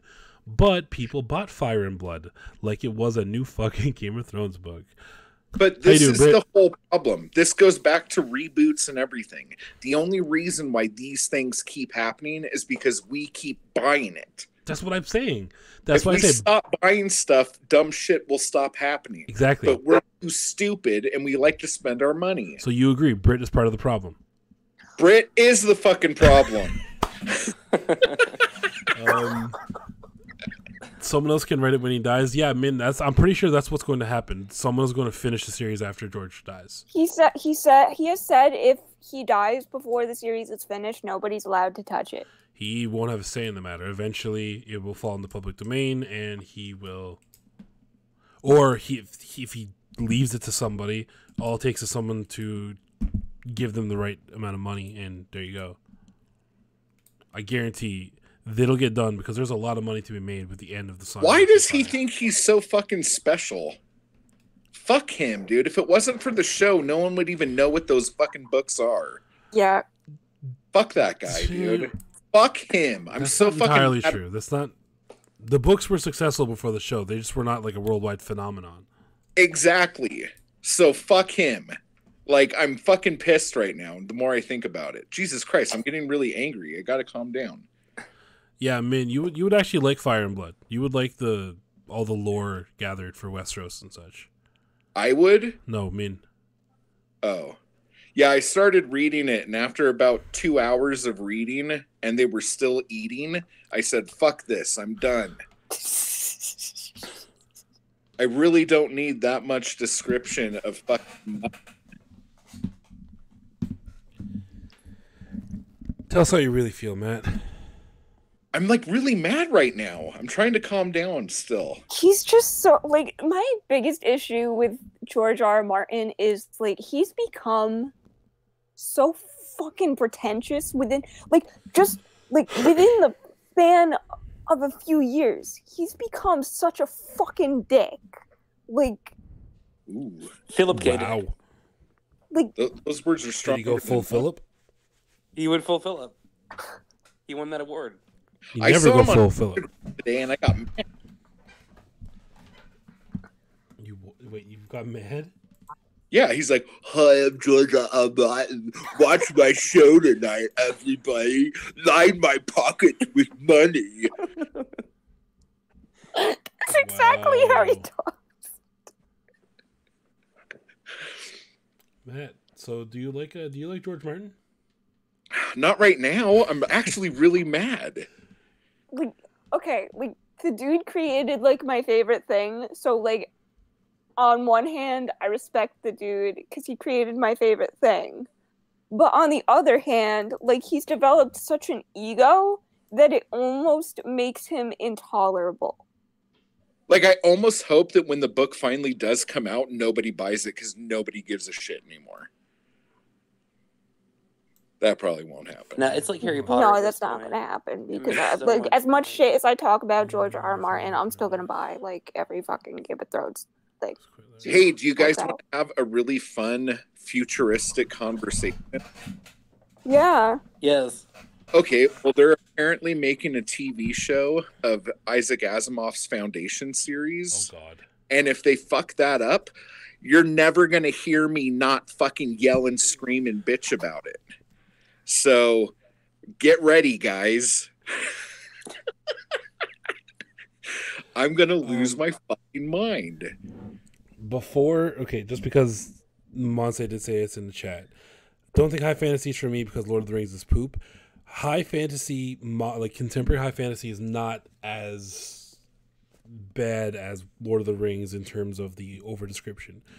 Some people get pretty robust with it, but that's not the norm anymore. A lot of writers are doing it a lot more streamlined, a lot more faster pace. You won't find for all the people who like Game of Thrones who never picked up a book before and don't know how to read. Well, see, George Martin is an exception to what I just said because he, from what I've gather from reading both of them, he's trying so hard to be Tolkien. Like, so hard to be Tolkien. And I find the best fantasy authors are not there. Like, I think Martin and Song of Ice and Fire has succeeded in spite of their author, not because of. Like, the Lannisters, the Starks, the characters, and the world. He happened to make the world really fascinating, even though his writing is... not going to finish that statement. Boring. Yeah. What are their names? Dave and Dummy? Dan and Dave. Dan and Dave. They're the ones who everyone should be giving their money to. That's what I've been saying, but everybody fucking hates them so much. I agree with that to in part, but I still think Martin deserves most of the credit because the way he writes, and I wouldn't say he's a good writer, but he is the one that made that world, and that world is what's selling. Dan and Dave wouldn't have a show without Martin's world, which is what we come to watch. But the way we come here to watch incest. But the way Martin presents his world is done boring, it's done slow, it's done uninteresting. So there's a lot of shit you got to get through to get to the interesting parts. If he was a better writer, I think we wouldn't have that. But like I said, the parts of the show that is making it a hit is stuff that came from Martin himself. Go ahead, Britt. But like, okay, like I don't know how to word this without like sounding like an ass, but like I don't know why I worry about this shit at this point. But like, okay, like Game of Thrones is cool because it works better as a visual medium rather than a book. Yeah, I got to see Cersei naked walk through town. I mean, yeah. Hey, Richard, you how's that, did. man? Well, you got to see a body double walk naked through the streets of King's Landing. Damn it. Hold on, Richard, you're not a fan of Sanderson? I thought you were. I'm a fan of Brandon Sanderson when I want something to hold my door open on a windy day. Doorstop joke. But no, Britt is right. Like, Song of Ice and Fire is something that works incredibly well in a visual medium. And Dan and Dave has done a great job with that. Honest Stoop's got it here now. That is why the TV show is better for Game of Thrones, is because it cuts a lot of the fat out of the story. Yeah. Except, did we really need the white polar bear? I don't think so. Only read 4 of his books. Yeah, Sanderson, I find, again, I haven't written enough to have it to be an authority, but he's another one that kind of fashions his style from a more traditional high fantasy kind of method. So Brandon goes into a lot of detail, but at least, like, I don't think he goes crazy overboard with it, like what Martin would do or like some other people do. Sanderson still needs to get his 400K novels out. And, you know, I guarantee there's some padding done there to stretch at that, because that's what people expect from Sanderson. But, Matt and I watched one of his writing lecture class things because, like, a lot of his writing classes are available for free on YouTube, and he has free, some Peter. pretty. I know, legit... I messed up with that. $90. How's it going, Eric? I know. What? He has some pretty legit writing advice, but like I've never read one of his books. But also, like, he can't dress himself. I've like totally lost respect for him. Oh crap! I forgot something. We were saying Britt was part of the problem. She got to change, right? There we go. That's much better. What? What? What's that? No, be the change. No. Hashtag be the change. Stop, Devin. The change. It's important. Why are we going on forever? It is be the Brit. Be the change, Brit. No. Be the Brit you want to see in this world. Sorry, yeah, continue. What were you saying? Did you blow dry your hair today, Britt? No. I did not. Oh, looks like you're lying. Well, I didn't. Hold on, how do we get from Sanderson to Britt's hair? Because Brandon fucking Sanderson doesn't buy his own clothes or dress himself. Yeah. I'm very His upset. wife do it. Oh my god.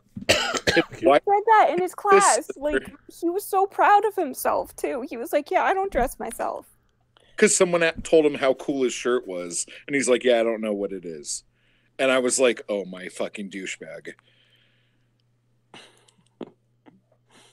That's... We were on such a good streak there of actually talking some good writing stuff. I'm sorry. I just had to get that off my chest. It bothers me. Yes, on the stoop, he's a Mormon. It bothers me. Don't make fun of me being Jersey sometimes. Okay. I'm sorry, guys. Let's get back to writing talk. How about you guys? Okay, how about you guys in the chat? Do you have any like questions or like bookish kind of topics you think we might be able to rant about? Or is there any tea? No fucking tea, Peter. There's plenty of that already to go around that we can discuss off of stream. The tea is all gone. It's all. I'm drinking tea. It's good. Some good tea. I got a bottle of warm water. Some green tea. Is Jersey really like the show? Like the show? No. Like Jersey it's Shore? Nothing like the show. They're not even New Jerseyans. They're from New York. Who? The fucking Sopranos? The Jersey Shore people. Oh, Snooki, your neighbor? Yeah. Brit's aunt is Snooki. Stop. Peter, you're supposed to be on my side. Okay, hold on. Oh, all right. So, first, Aaron, what do you mean weed addiction being a taboo stuff? Or are you talking about taking conversations you've heard and putting it into a story? We mentioned the Blood and Bone thing, and I keep going back to Blood and Bone a couple of times, but we can talk about that in more detail. I really like that title. I know it's been around for a long time. No, I don't know Snooki Monse, and I'm glad that I don't. You know JWoww? No, stop. What about what's the dude with the abs? Pauly D. No, the annoying one. The Peter more annoying one. Britt, do you know the situation? The Yeah. No, I don't Situation. know the situation. Are you sure? Have you met Chris Christie? I did see them get arrested on the boardwalk once. I don't know if that counts. Were they having a rave? Yeah, in the middle of the fucking boardwalk, and that's why they got fucking arrested. See, so it is like TV show. All right, so that's an interesting like ethical question for the writerly people in the room. Overhearing stories, say in public or at a coffee shop, and then taking those stories and putting them into your work.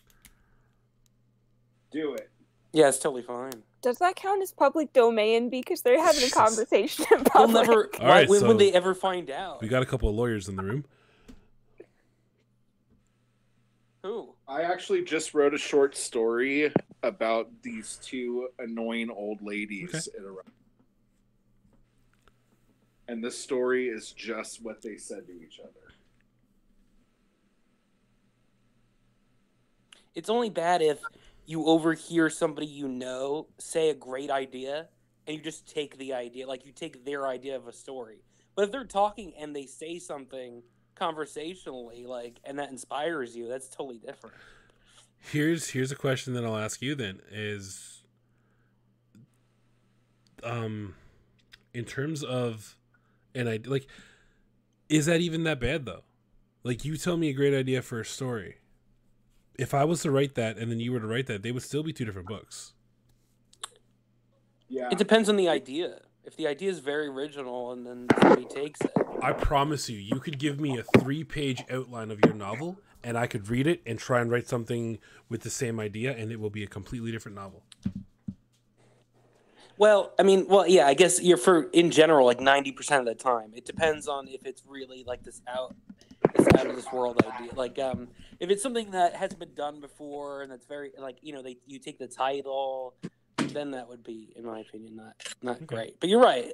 Most likely, two people will make very different things from the same idea. No, that's like, so that's just an interesting talking point that I've like been in writers groups and discussed that like at length about how ideas, the funniest thing you'll ever hear from somebody who is like, wait, like Luke, I'm your father twist. The funniest thing you'll hear about somebody, like when you tell them, "Oh, I'm a writer," is, "Oh yeah, I got this great idea for a book. You can have it if you want. It'll make you millions or whatever." Like just something facetious like that. Like ideas are a dime a dozen. There's not really necessarily an idea that's going to make you a success. It's really not. You can literally take anything. It's the writer himself. It's how you tell the story and the story itself. Yeah, it's mostly like the journey, not the destination. But I think with some very specific ideas, if it's like never been done before, and then that could be the special scenario kind of a thing. Yes. I mean, everybody misquotes that quote, but he never says, "Luke, I am your father." It's actually, "No, I am your father." Yep. Just saying. So you want to talk about the Mandela effect, don't you?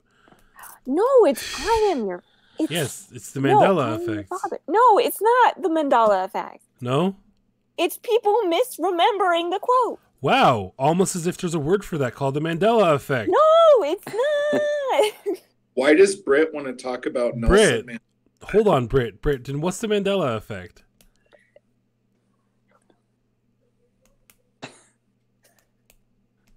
Do you know, or are you just arguing for the sake of arguing with me? Well, I guess, is there a difference between misremembering something and...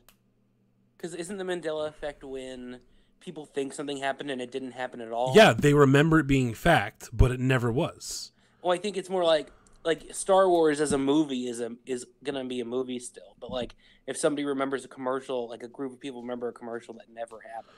That's more like a group hallucination.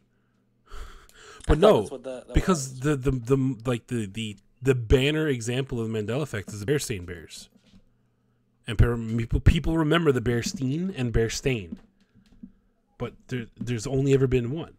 Same thing with the Luke, I'm your father thing. It's there are people that remember going to the theater and hearing Luke, I am your father. And I thought that was in the first movie. That's where my Mandela effect is. Oh Jesus, you're just gone in that sense. Yeah, I always thought, I was like, oh, it's the first movie, right? That's but no, I think what you may be touching on is the fact that there's a difference between the Mandela effect and something that has been misquoted enough to be memory. Like, you love me, you really love me. That line, that is just something that was misquoted so often that people use that. But they're, like I said, legitimately people remember going to the theater and hearing him say, Luke, I'm your father. That's why it's a Mandela effect. They're wrong. He never did say it. He always said, no, I am your father. Always. But people remember the Luke, I'm your father.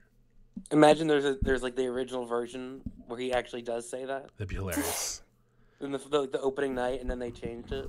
Dude, if you go like really hardcore into like Mandela effect theory, you get like people legitimately making cases for like multiverse theory. Like you're remembering an alternative timeline in which it actually was the way you remember it. It's insane. Absolutely insane. My life is a misquote, says Mustang. All right, so how do you guys feel about the trademark of titles? Because we joked about Tommy and Nora Roberts, but we never really talked about it. Well, like, I guess there's sort of like a gray area because it's hard to, like, especially nowadays, it's hard to come up with a completely 100% yours title that isn't already out there used by somebody else. And I think in this particular case, like, it's even worse. And I think somebody in the other group chat I'm in on Voxer said it, how it's, especially in the case of a title where it's the noun of noun and noun formula. Children of blood and bone, like noun of noun and of noun. That's like how many?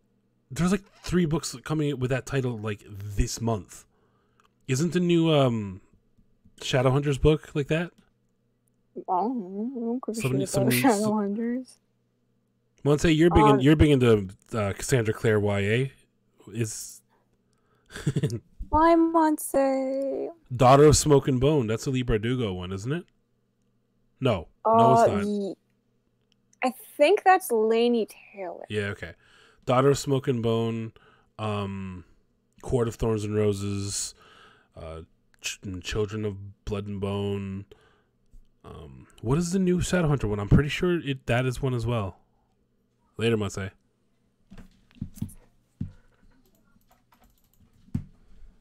I feel like if it's a general phrase, then it shouldn't be copyrighted. Like if it's like fire and ice, like you're just naming two. Yeah. Like that's not you can't copyright that. That's ridiculous. Yeah, like, well, Peter, did you see like this controversy we're talking about, like the specifics of it? Is it? I didn't. My guess is that it's a smaller author who's going against a big author saying they stole their title. Is that what it is? Sorry, Queen of Air and Darkness. That's the one that's after Lord of Shadows that came out this week. So that's another one. Yeah, it's Tomi Adeyemi, I think. The name of her book is Children of Blood and Bone, or Child of Blood and Bone, something like that. And Nora Roberts is coming out with a book that's called Of Blood and Bone. So Tomi went on Twitter and basically threw shade saying, that she didn't say Nora Roberts plagiarized me, but she's like, oh, I wish, we could get recognition or something like that. She basically bitched about it. And the truth is, though, probably Nora Roberts isn't aware of it, right? Nora Roberts has no idea who Tomi is. But not only that, anybody that does understand the publishing industry, the traditionally published industry, you understand those books are submitted over a year before they're actually published. Like, a book gets submitted from the author to the publisher. It goes through its drafts. It goes back to the author. Then they revise. It goes back to the publisher. Then it goes to the designers and the formatters and all this. And then they got to fit it into their like actual release schedule. So like that book was most likely, and Nora said this in a statement, the book was submitted with the title over a year ago, and Children of Blood and Bone came out earlier this year. So it was submitted long before it was even a thing. So and also, how many other books are called Blood and Bone? I bet you there's over 100 with that title. That's another thing that came up. People were now sending Tomi links and images of other books that Blood and Bone is being part of. I mean, this could be just like kind of a PR move to be like to get the name out there, get the book out there, which would it worked, because people are talking about it. So that could also be what it is. Yeah, like I'm not going to read the book, but I'm not going to lie. You know how much of a contrarian I am. Like, this would make me want to pick the book up just to see what the fuss is about. Yeah. Let's see. I mean, like, I think I said this on Voxer before, but it's kind of like when that indie author tried to trademark the word cocky. Oh, Cockygate? Yeah. So nobody could use cocky in their book titles. Yeah. There's sure same on YouTube when the Fine Brothers tried to trademark React. I was just going to bring that up. That was terrible. She doesn't use social media or anything. Yeah, Nora Roberts doesn't use anything, really. I think she says she has an Instagram, but it's like her manager that runs it. Nora suggested that Tomi is new to publishing, so she didn't understand. It's possible. But I think Peter's more of a on point here. I think this was easily just author trying to stir the pot, get the attention of the bigger author, because that's what it seemed like too. Even just in a nonchalant way she said it in her tweet, it was like, this is going to get attention, and it did. Like, again, like you said, we're talking about it right now, sure, so it is working. But funniest thing is then there's a tweet from Tomi, and it's something about working on the Children of Virtue and Vengeance. Like, it's the second book, the sequel to Blood and Bone. And then there's a reply tweet to it of somebody taking a picture of Goodreads of 2 books that is called Virtue and Vengeance. And it's like, just so there's no misconception here. I shared it in the InsomniChat, but yeah, I love that. I love those pictures.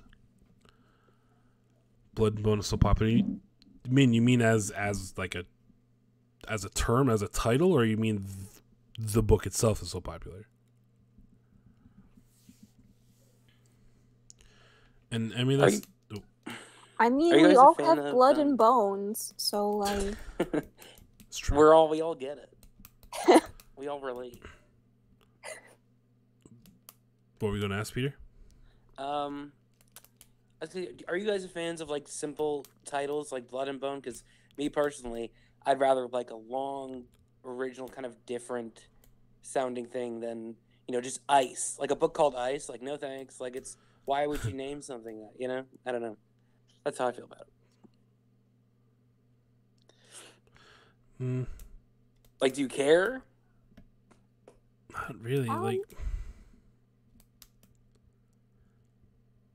Go ahead, Brett. No, you go ahead, Dev. No, you go ahead. No, it's okay. No? Go ahead, Brett. How about at the same time? Well, I mean, like, it won't deter me from picking up a book, but I'm more likely to pick up a book if it has 3 words in the title than 1 word. Yeah. Because, like, 1 word doesn't really, like, tell me anything. Here's a rundown of the books. The ones that have titles. Waking Ambrose. That's 1. There's Corbin, Brimstone, Unbonded, Spinner, I think Bone Shiv, and Kane.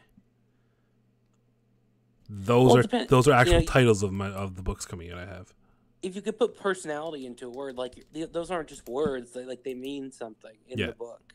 Like sometimes it's just like it's I don't know. It's like Firestone, and I'm like, what even? I'm not sold. Yeah. Give me, really think about it. Generic fantasy sounding MacGuffin for a title. Yeah. Yeah. The cover also has to be like interesting. Like if you have a bland cover and your book is 1 word, you're just doomed. I'm gonna look right past it. If the title's just there to be catchy or whatever, get it away from me. But a catchy title is something that's going to attract the eye of the reader, because that's the thing. Like there's so many like micro interactions that happen when you're in a bookstore or searching a marketplace. You see the title and the cover almost instantly. That's got to catch your eye enough to at least get you to click on it or pick it up and then read the synopsis, and then you get your back cover copy, and then that's when generally people decide if they're going to buy the book or not. But for the most part, people decide like psychologically within the first like 30 seconds of looking at a book, and a lot of it is because of title and cover. They just don't realize it. I mean, I just bought a book today because it had a bunch of octopus on it. So yeah, Aaron, see that's the thing I was talking about. Like, especially in this case where we're talking about a noun of noun and noun title, because they have been so trendy over the last like say probably 4 or 5 years that they're literally, I cannot tell them apart. Between, like, again, Akatar, the new Shadowhunters one out now, Child of Blood and Bone, Daughter of Smoke and Bone? What? Smoke and Bone, yeah, Daughter of Smoke and Bone. So wait, there's Children of Blood and Bone and Daughter of Smoke and Bone. I mean, look at really? I just realized that's so stupid. Look at what happened with Evelyn Hugo versus Evelyn Hardcastle. Like, he had to add stupid 1/2 to the U.S. title. That's the safest thing to do, man. Just be over pretentious, and then no one ever confuse it with anything else.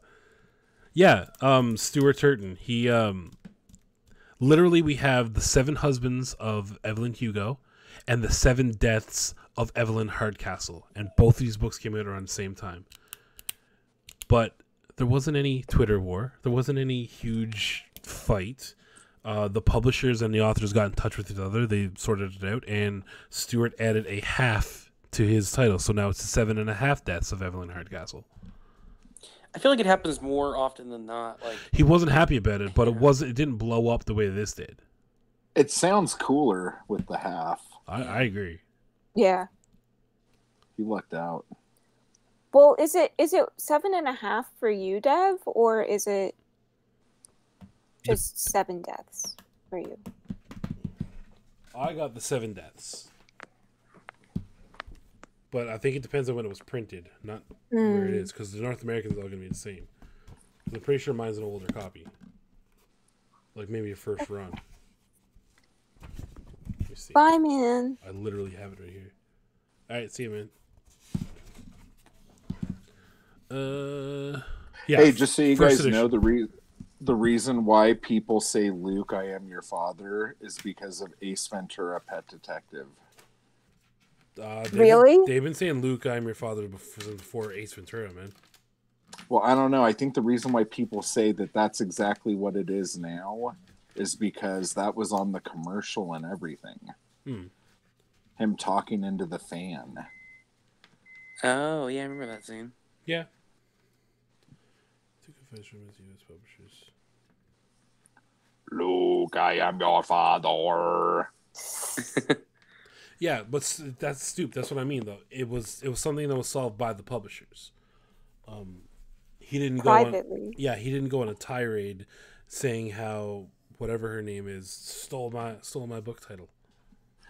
I think what it comes down to is if, like, when you go to court for this kind of shit, it's, are you trying to cash in on someone else's shit? Or do you guys just happen to have a similar title?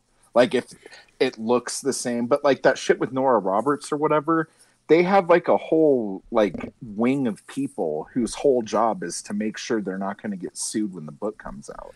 Well, dude, not only that, in the case of Nora Roberts, the book was submitted like over a year ago. Well, I know, but one of the reasons is because they have to have lawyers go through the book and make sure nobody can sue them. Like, ever since that Dan Brown shit happened, where somebody said that he stole the Da Vinci Code from him. Do you remember that? What was that? There was this book written like in the 80s. Can't remember what it's called, but it basically is the Da Vinci Code. But not really, but kinda. On the stoop, Well, that's true. 7.5 husbands wouldn't frick. That's What? a good point. That On the sounds stoop. sounds vaguely familiar with it. I don't know it. It's called like Blood Throne or something fucking stupid like that. Like Goblet of Fire, Harry Potter or something. But anyway, so this guy sued trying to get a bunch of money from Da Vinci Code, and I think he ended up getting money. But like ever since that happened, especially, they're like super strict with, what is it, P&E or P&S people who have to like go over everything with a fine-tooth comb and make sure that no one can get sued. So basically that means that whoever this person was that Nora Roberts supposedly ripped off, nobody knows who the fuck they are, or else the lawyers would have been on it. Well, no, it was a really successful title that came out. Like, it wasn't, world changing, but it was popular, and I'm pretty sure it charted on New York Times. Like, it wasn't an unknown. Oh, okay. Like, it was a big YA title. But was it big? Okay. I'm about to get controversial. Are we allowed to get controversial here, Dev? She's gonna say, "Is it as big as my butt?" Because I'm telling you right now, it ain't. Do it, Britt. Go.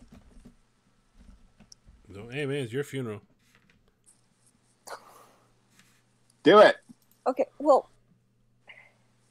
Do it now. And I'm gonna sound like a dick, but was it popular because there was a black face on the cover, or because it was good?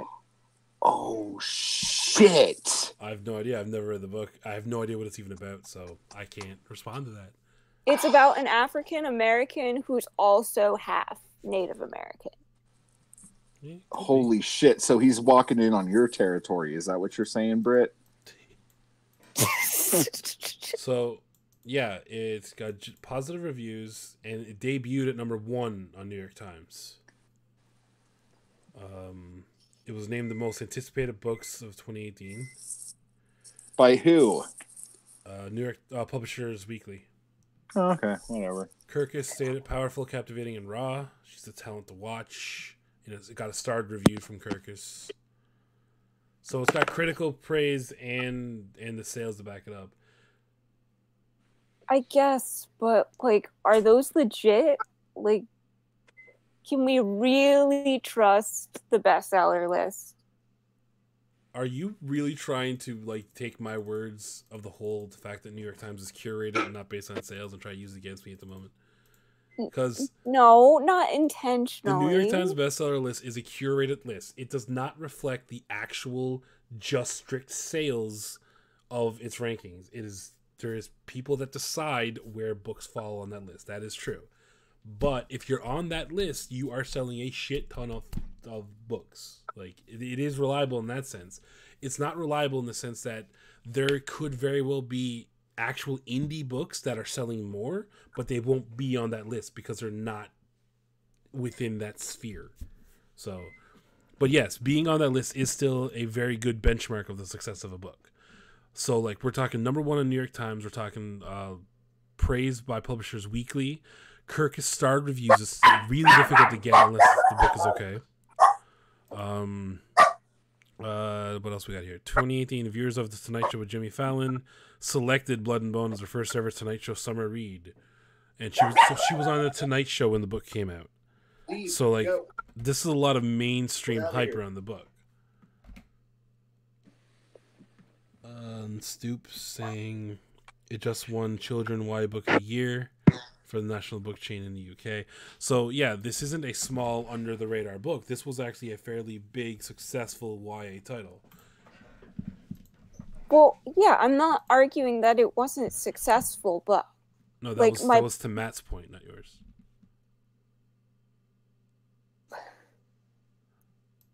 I can't say this without sounding like a fucking ass. But like, you want to bring up the conversation of do you think it's good or do you think people are getting it because of diversity points? Yeah, exactly. And I haven't read the book, so that's not a conversation that I am going to be able to participate in without reading the book. Okay, that's because like that's a dangerous topic to talk about anyway, even if I have read it.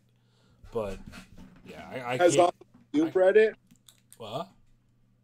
Stoop, have you read Children of Blood and Bone? Probably not.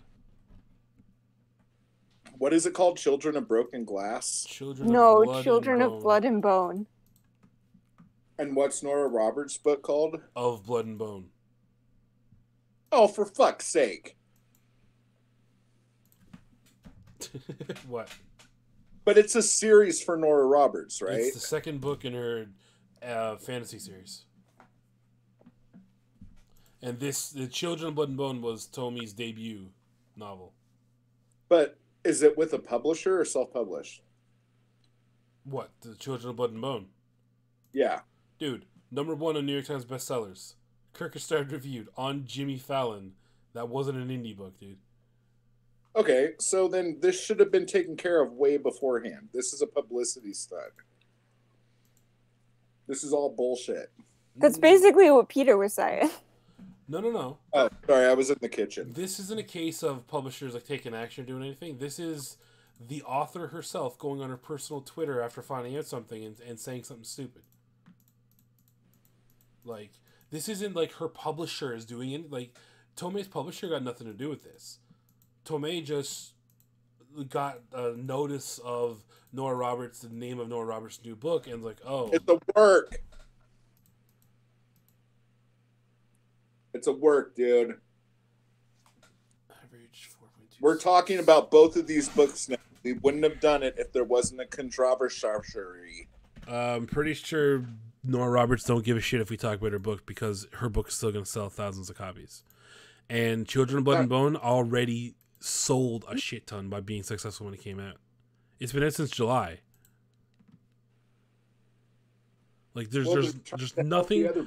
There's nothing for either of them to publisher, gain. That would be redonkulous. Yes. I guarantee there's no way that Tomei is with the same publisher as Nora Roberts, but I will check. Oh my gosh. We're gonna On the stoop play over, says, guys. Hold on, let me. Oh wait, the tweet's going. All right, Matt. I'm going to pop up the Excuse me? actual. I'm going to pop up the tweet on the stream. Ooh, I'm gonna go grab a drink real quick. Hold on. You would. whatever, Junior. I mean, go ahead. Stop it! Now I'm gonna stay. Go get a jackass. drink. I'm eating nachos now because Monse left. So, I want some nachos. do you see the stream, Matt? What? Yeah, I'm on the screen, All right. dude. So, Children of Blood and Bone. Of Blood and Bone. Okay, where Tweet. is it? No. See it?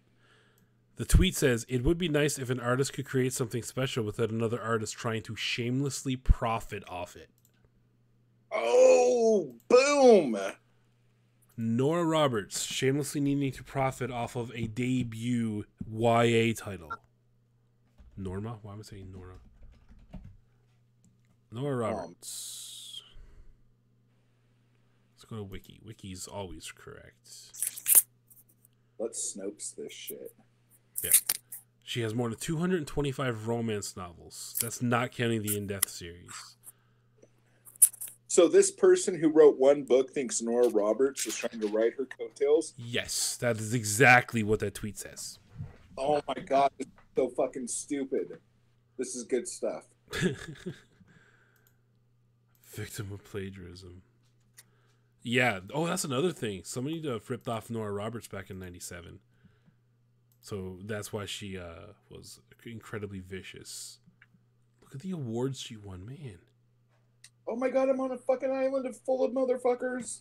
Run. Stop playing Conan. Sorry. I'm playing with one hand because I'm eating nachos. I'm like the typical guy that people like make fun of in videos and stuff. Dear God. But to be fair, I cooked my nachos from scratch. Oh, nice. What were you scratching? It's not like I'm eating fucking cheesy fucking Cheetos. Did you cook the cheese yourself? What? Did you make your own cheese? Yeah, I fucking melt my nipples and fucking... That's what you got to do.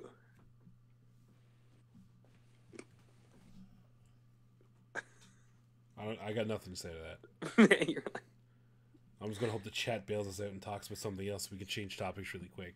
you need I'll fresh mail milk. cheese. Make some cheese. Would you guys eat my cheese if I was able to make cheese out of my nipples? Yes. That's awesome. I'm a firm yes. No response from Devin. It's funny because cheese is Not firm. commenting on any of this. Stoop, do you want my cheese? Stoop, eat my cheese. Could this be considered harassment? Yes. Yes, it could. It's so sad that I don't even know what I could get in trouble for anymore. It's the world we live in, man. The answer is everything. Very. It's like 1984 if it was ran by hippies. Well, I mean, you can't force feed people cheese that you've made yourself. I mean, that's just... I think that's always been a law. Oh, God.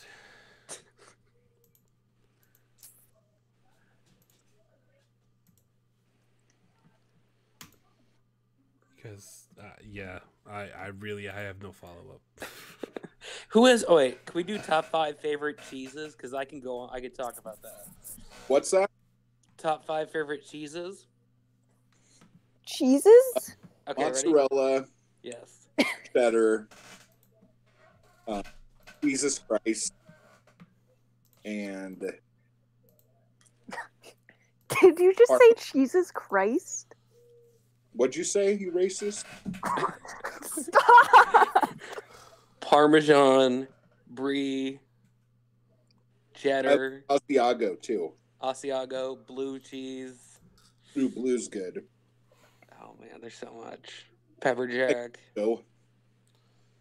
Well, we did have some good, like, you know, bookish conversation for a while. Now we're talking We about were cheese. in the middle of a really good conversation. I'm tripping. Someone's so fucking stupid. What? Let's get back to that. So what happened? Did this person win anything? What? No, it's kind of still ongoing, dude. Nora Roberts put out this vicious fucking post on her blog. Is everyone mad at Nora Roberts now? Tommy's fans are mad at Nora Roberts, and Nora fans are mad at Tommy, but Nora has a whole lot more fans. Yeah. But I bet Nora's fans aren't on Twitter. Like, unbelievable. Well, I mean, this is kind of in the same realm, but not entirely bookish, if we want to stick in this realm. Like, talking about questionable... Where are you going with this, Britt? Skip the Okay. preface. Get to it. About a year ago, Oh, shit. everybody God, no. really loves Outlander, right? It was Like, nice talking to you guys. We'll see you all next week. Everybody what? Outlander. everybody really loves... Okay, this is kind of bookish. Everybody really loves Outlander, whether they love the show or they love the book series, right? I don't love it. Okay, well, a lot of people love it. Okay. And with the popularity of the TV show and everything, there was a very controversial simplicity pattern released that was basically an Outlander pattern, and the costume designer had a fucking conniption about it when she found out about it, and was like screaming that people were like taking her work and ripping it off and not giving anybody credit where credit's due. And she lost like her fucking mind, and everybody was like split 50-50. They were like, well, it's not entirely your design because it's a historical piece, Yeah. and no historical pieces can't be fucking copyrighted. So I think What she's was that, talking Matt? about clothing. shit. No, I agree. That's fucking stupid. yeah. I'm gonna fucking copyright Abe Lincoln's beard. Fuck you. Copyright your beard specifically.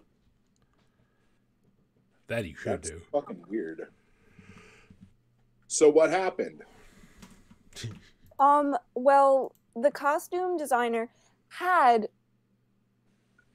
before this pattern came out from Simplicity, she had all these pictures on her blog about the construction, about like what fabric she used, and like she would like cosplayers would go to her and ask her for like technical advice and like what she did and like what fabrics she used. But the second that this red dress You hit made it, didn't you? stores, everybody fucking was like, look, Simplicity is ripping off so-and-so's work now. And it's, I mean, Simplicity's kind of been doing that for But years. was the dress blue or was it white? It was red. I didn't think that was one of the Do you want me options. to let me Thought let me it was blue and black or white and gold, wasn't it? Devin. Ha ha ha. It says Yanni.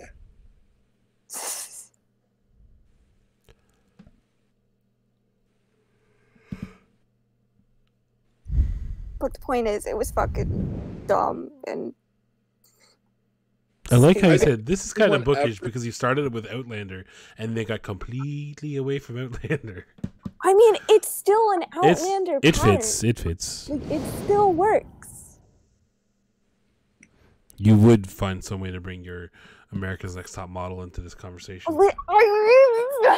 Stop model. Isn't that What? what Shane was on?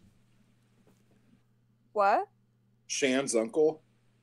He's in No, America's Next Top Model? that's Project Runway. Wait, Shan's uncle's on America's Next Top Model? No. Devin. Shan's uncle's on Project Runway. Oh, okay. No, that's Wait, not that's the true. same thing. No.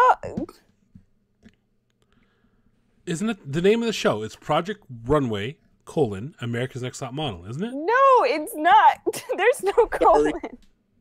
Tyra Banks. Yeah. No. Who is Shan's uncle? Are you playing Jeopardy? Shan's uncle. That was a question or an answer? No, Shan's uncle is not on any TV show. They just happen to share the same name. Okay, I got a legitimate book for you now. Shan's uncle's named Tyra Banks? No. Alright, I'm done. Okay, here's my question. How far is too far when it comes to love scenes in YA? It depends on the on what the goal is for the book. If you're trying to like go for an award, then and you're not going for mass audiences, then there is no. It doesn't matter. But if you're trying to do mass audience and specific age ranges, then it would keep changing. I think that's what it is. Yep. I have nothing to add. That's a solid answer. Because all the YA stuff I've ever heard about, that's not true. A lot of the YA stuff that I've heard about sounds really raunchy. And one of my daughter's friends only reads like really raunchy YA because she's a fucking pervert. Is she reading New Adult though? I don't know. She said YA. You know, they put the new adult right next to YA these days, so it could be that it's just getting. What's new? Matt just asked the question there, and that's what I was going to say. It's not so much that they put the YA next to the new adult, is the fact that no one has a clear fucking indication of what either of those things are. Like if you go to a Target and you go to the book section, there's some Twilight books. Then if you go a little bit to the right, there's like Sarah J. Maas books, which I think that would be considered new adult. Yeah, but then you can go to a different Target, and those two are completely switched. Sure, you're right. So I guess that's what I mean. Sense, like, but they're near each other. In terms of YA and new adult, even fucking YA in some middle grade, there's a really blurred line between what the genre is. I think it's a blurred line when it comes to like the goal of the author. Are you trying to? Who's the age range for?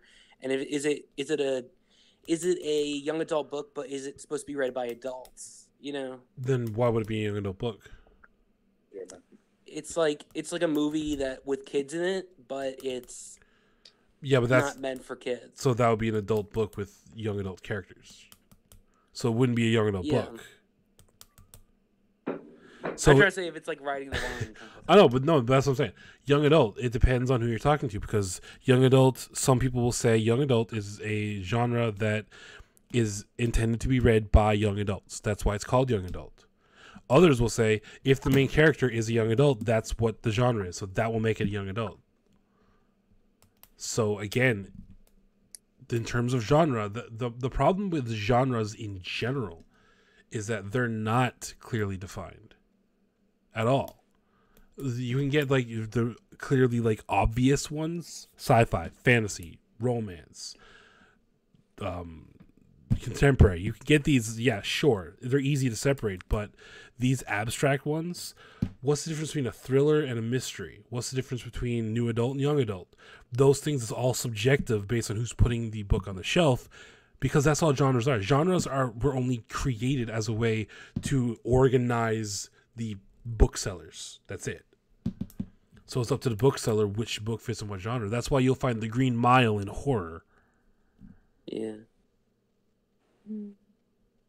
That's why I hate it so much when people get into these wars of this is not young adult or this is not young adult. No, this is adult. This is like I keep saying, Red Rising is not young adult. I don't give a shit that Darrow's like fucking 9 years old. Yeah. Like, Red Rising is not a young adult novel. The stuff that goes on in that is not something that you'd want to read as a young adult. As a new adult, maybe I could probably compromise and say it's a new adult book, but new. Well, sorry, Dev, I cut you off. No, I don't stop, so you have to cut me off. Well, I think, and Matt can correct me if I'm wrong, I think his question was, is this appropriate for, like, young adults to be reading? Because, like, I don't know, there's, like, he has a point. There's some pretty explicit stuff in a lot of YA. Like, even Twilight had some questionable shit. yeah, like that honeymoon shit in Twilight, like that was pretty fucking graphic.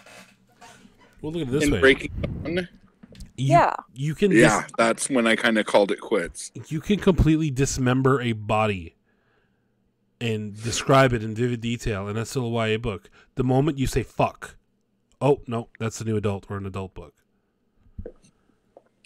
Like, Well, I think it's a thing where it's like you sit there and go, I could see my kids like getting a little older and having sex, but I can't see my kid getting a little older and dismembering a body. So dismembering a body becomes fantasy, and having sex is like something you could do in your spare time. I could so guys dismember a body in my spare time. What? Nothing. Huh? Nothing. Okay. Sorry. I said I could so dismember a body in my spare time. I dropped a chip full of nacho cheese in my beard and didn't notice it. I thought it fell on the floor and I couldn't find it. That would be some premium ASMR content right there, man. Yeah. I knew it was And coming. I it knew he was going to in fucking my talk about beard. ASMR. Just 40 So I minutes had of to you, get up and go clean it. But now I 40 smell minutes like taking fucking... chips out of your beard. God, I smell like 7-Eleven. That sounds incredible. But did you hear my my question, Matt? What's your question? Were you more like, well, is this shit like appropriate for people your daughter's age to be reading? Well, like now I guess it is because like, dude, I don't know if anyone out there feels, but my daughter's almost 16 and she's been telling me stuff, like acting like it's normal conversation. And like, it's taking everything in me not to like completely lose my fucking mind. And like, I don't know. I'm feeling like I have to like give up a little, but I feel like a lot of this shit has been going on for longer than I would have liked. So, yeah. So now if she were to read some raunchy shit, I would just go, well, there, she's reading some raunchy shit, whatever. But if it was like 2 years ago, I would have been fucking flipping out like a crazy motherfucker. Do you understand what I'm saying? Yeah. The times they are changing. Huh? I said the times they are changing. Yeah, she's watching American Horror Story, and that's like a giant fuck fest. And I just don't know how I feel about that. You're letting her watching American Horror Story? It's hard because one of her friends is in it. One of her friends is an American Horror Story? Yeah, Horror Story. Yeah, it's a fucking porno, Dev. Is it Evan Peters? Is Evan Peters her friend? No, she wishes Evan Peters was a fucking friend, dude. That would Jesus be fucking awesome. Christ. No, we used to be next door neighbors with the girl who was in season 2 that was on the bike that Justin ran over with her car. Hey, spoilers. Oh, it's okay. That happens pretty early. And she like keeps like coming back. Do you know what I'm talking about? Fuck. I'm not into Does anyone know what the yet. fuck I'm talking about? No. No. It was in the I'm like 3 episodes into the first season. I could never watch that show. I'm too much of a scaredy cat. Oh, I shut watched up, that bitch. show and then it became really weird. Stevie It's Nicks please- was in it, and it got weird. Yeah, season 3 was awful. Mindy knows that part, Matt. What? Mindy knows. that part. Yeah. She watched all of it. Oh, Mindy knows. Yeah. So she was our next door neighbor for a bit, and she was Shaylee's best friend.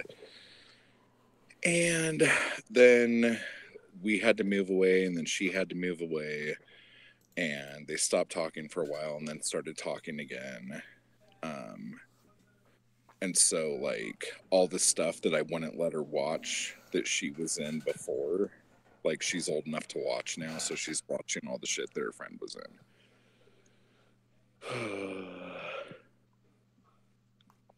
That's it. So, Nora Whole world. pervert. Pretty much. But I think it's a good idea if we bring it to a close, guys, because I am actually falling asleep. Oh no. I'm putting you to sleep? That was the plan. I've been up since 10 p.m. yesterday.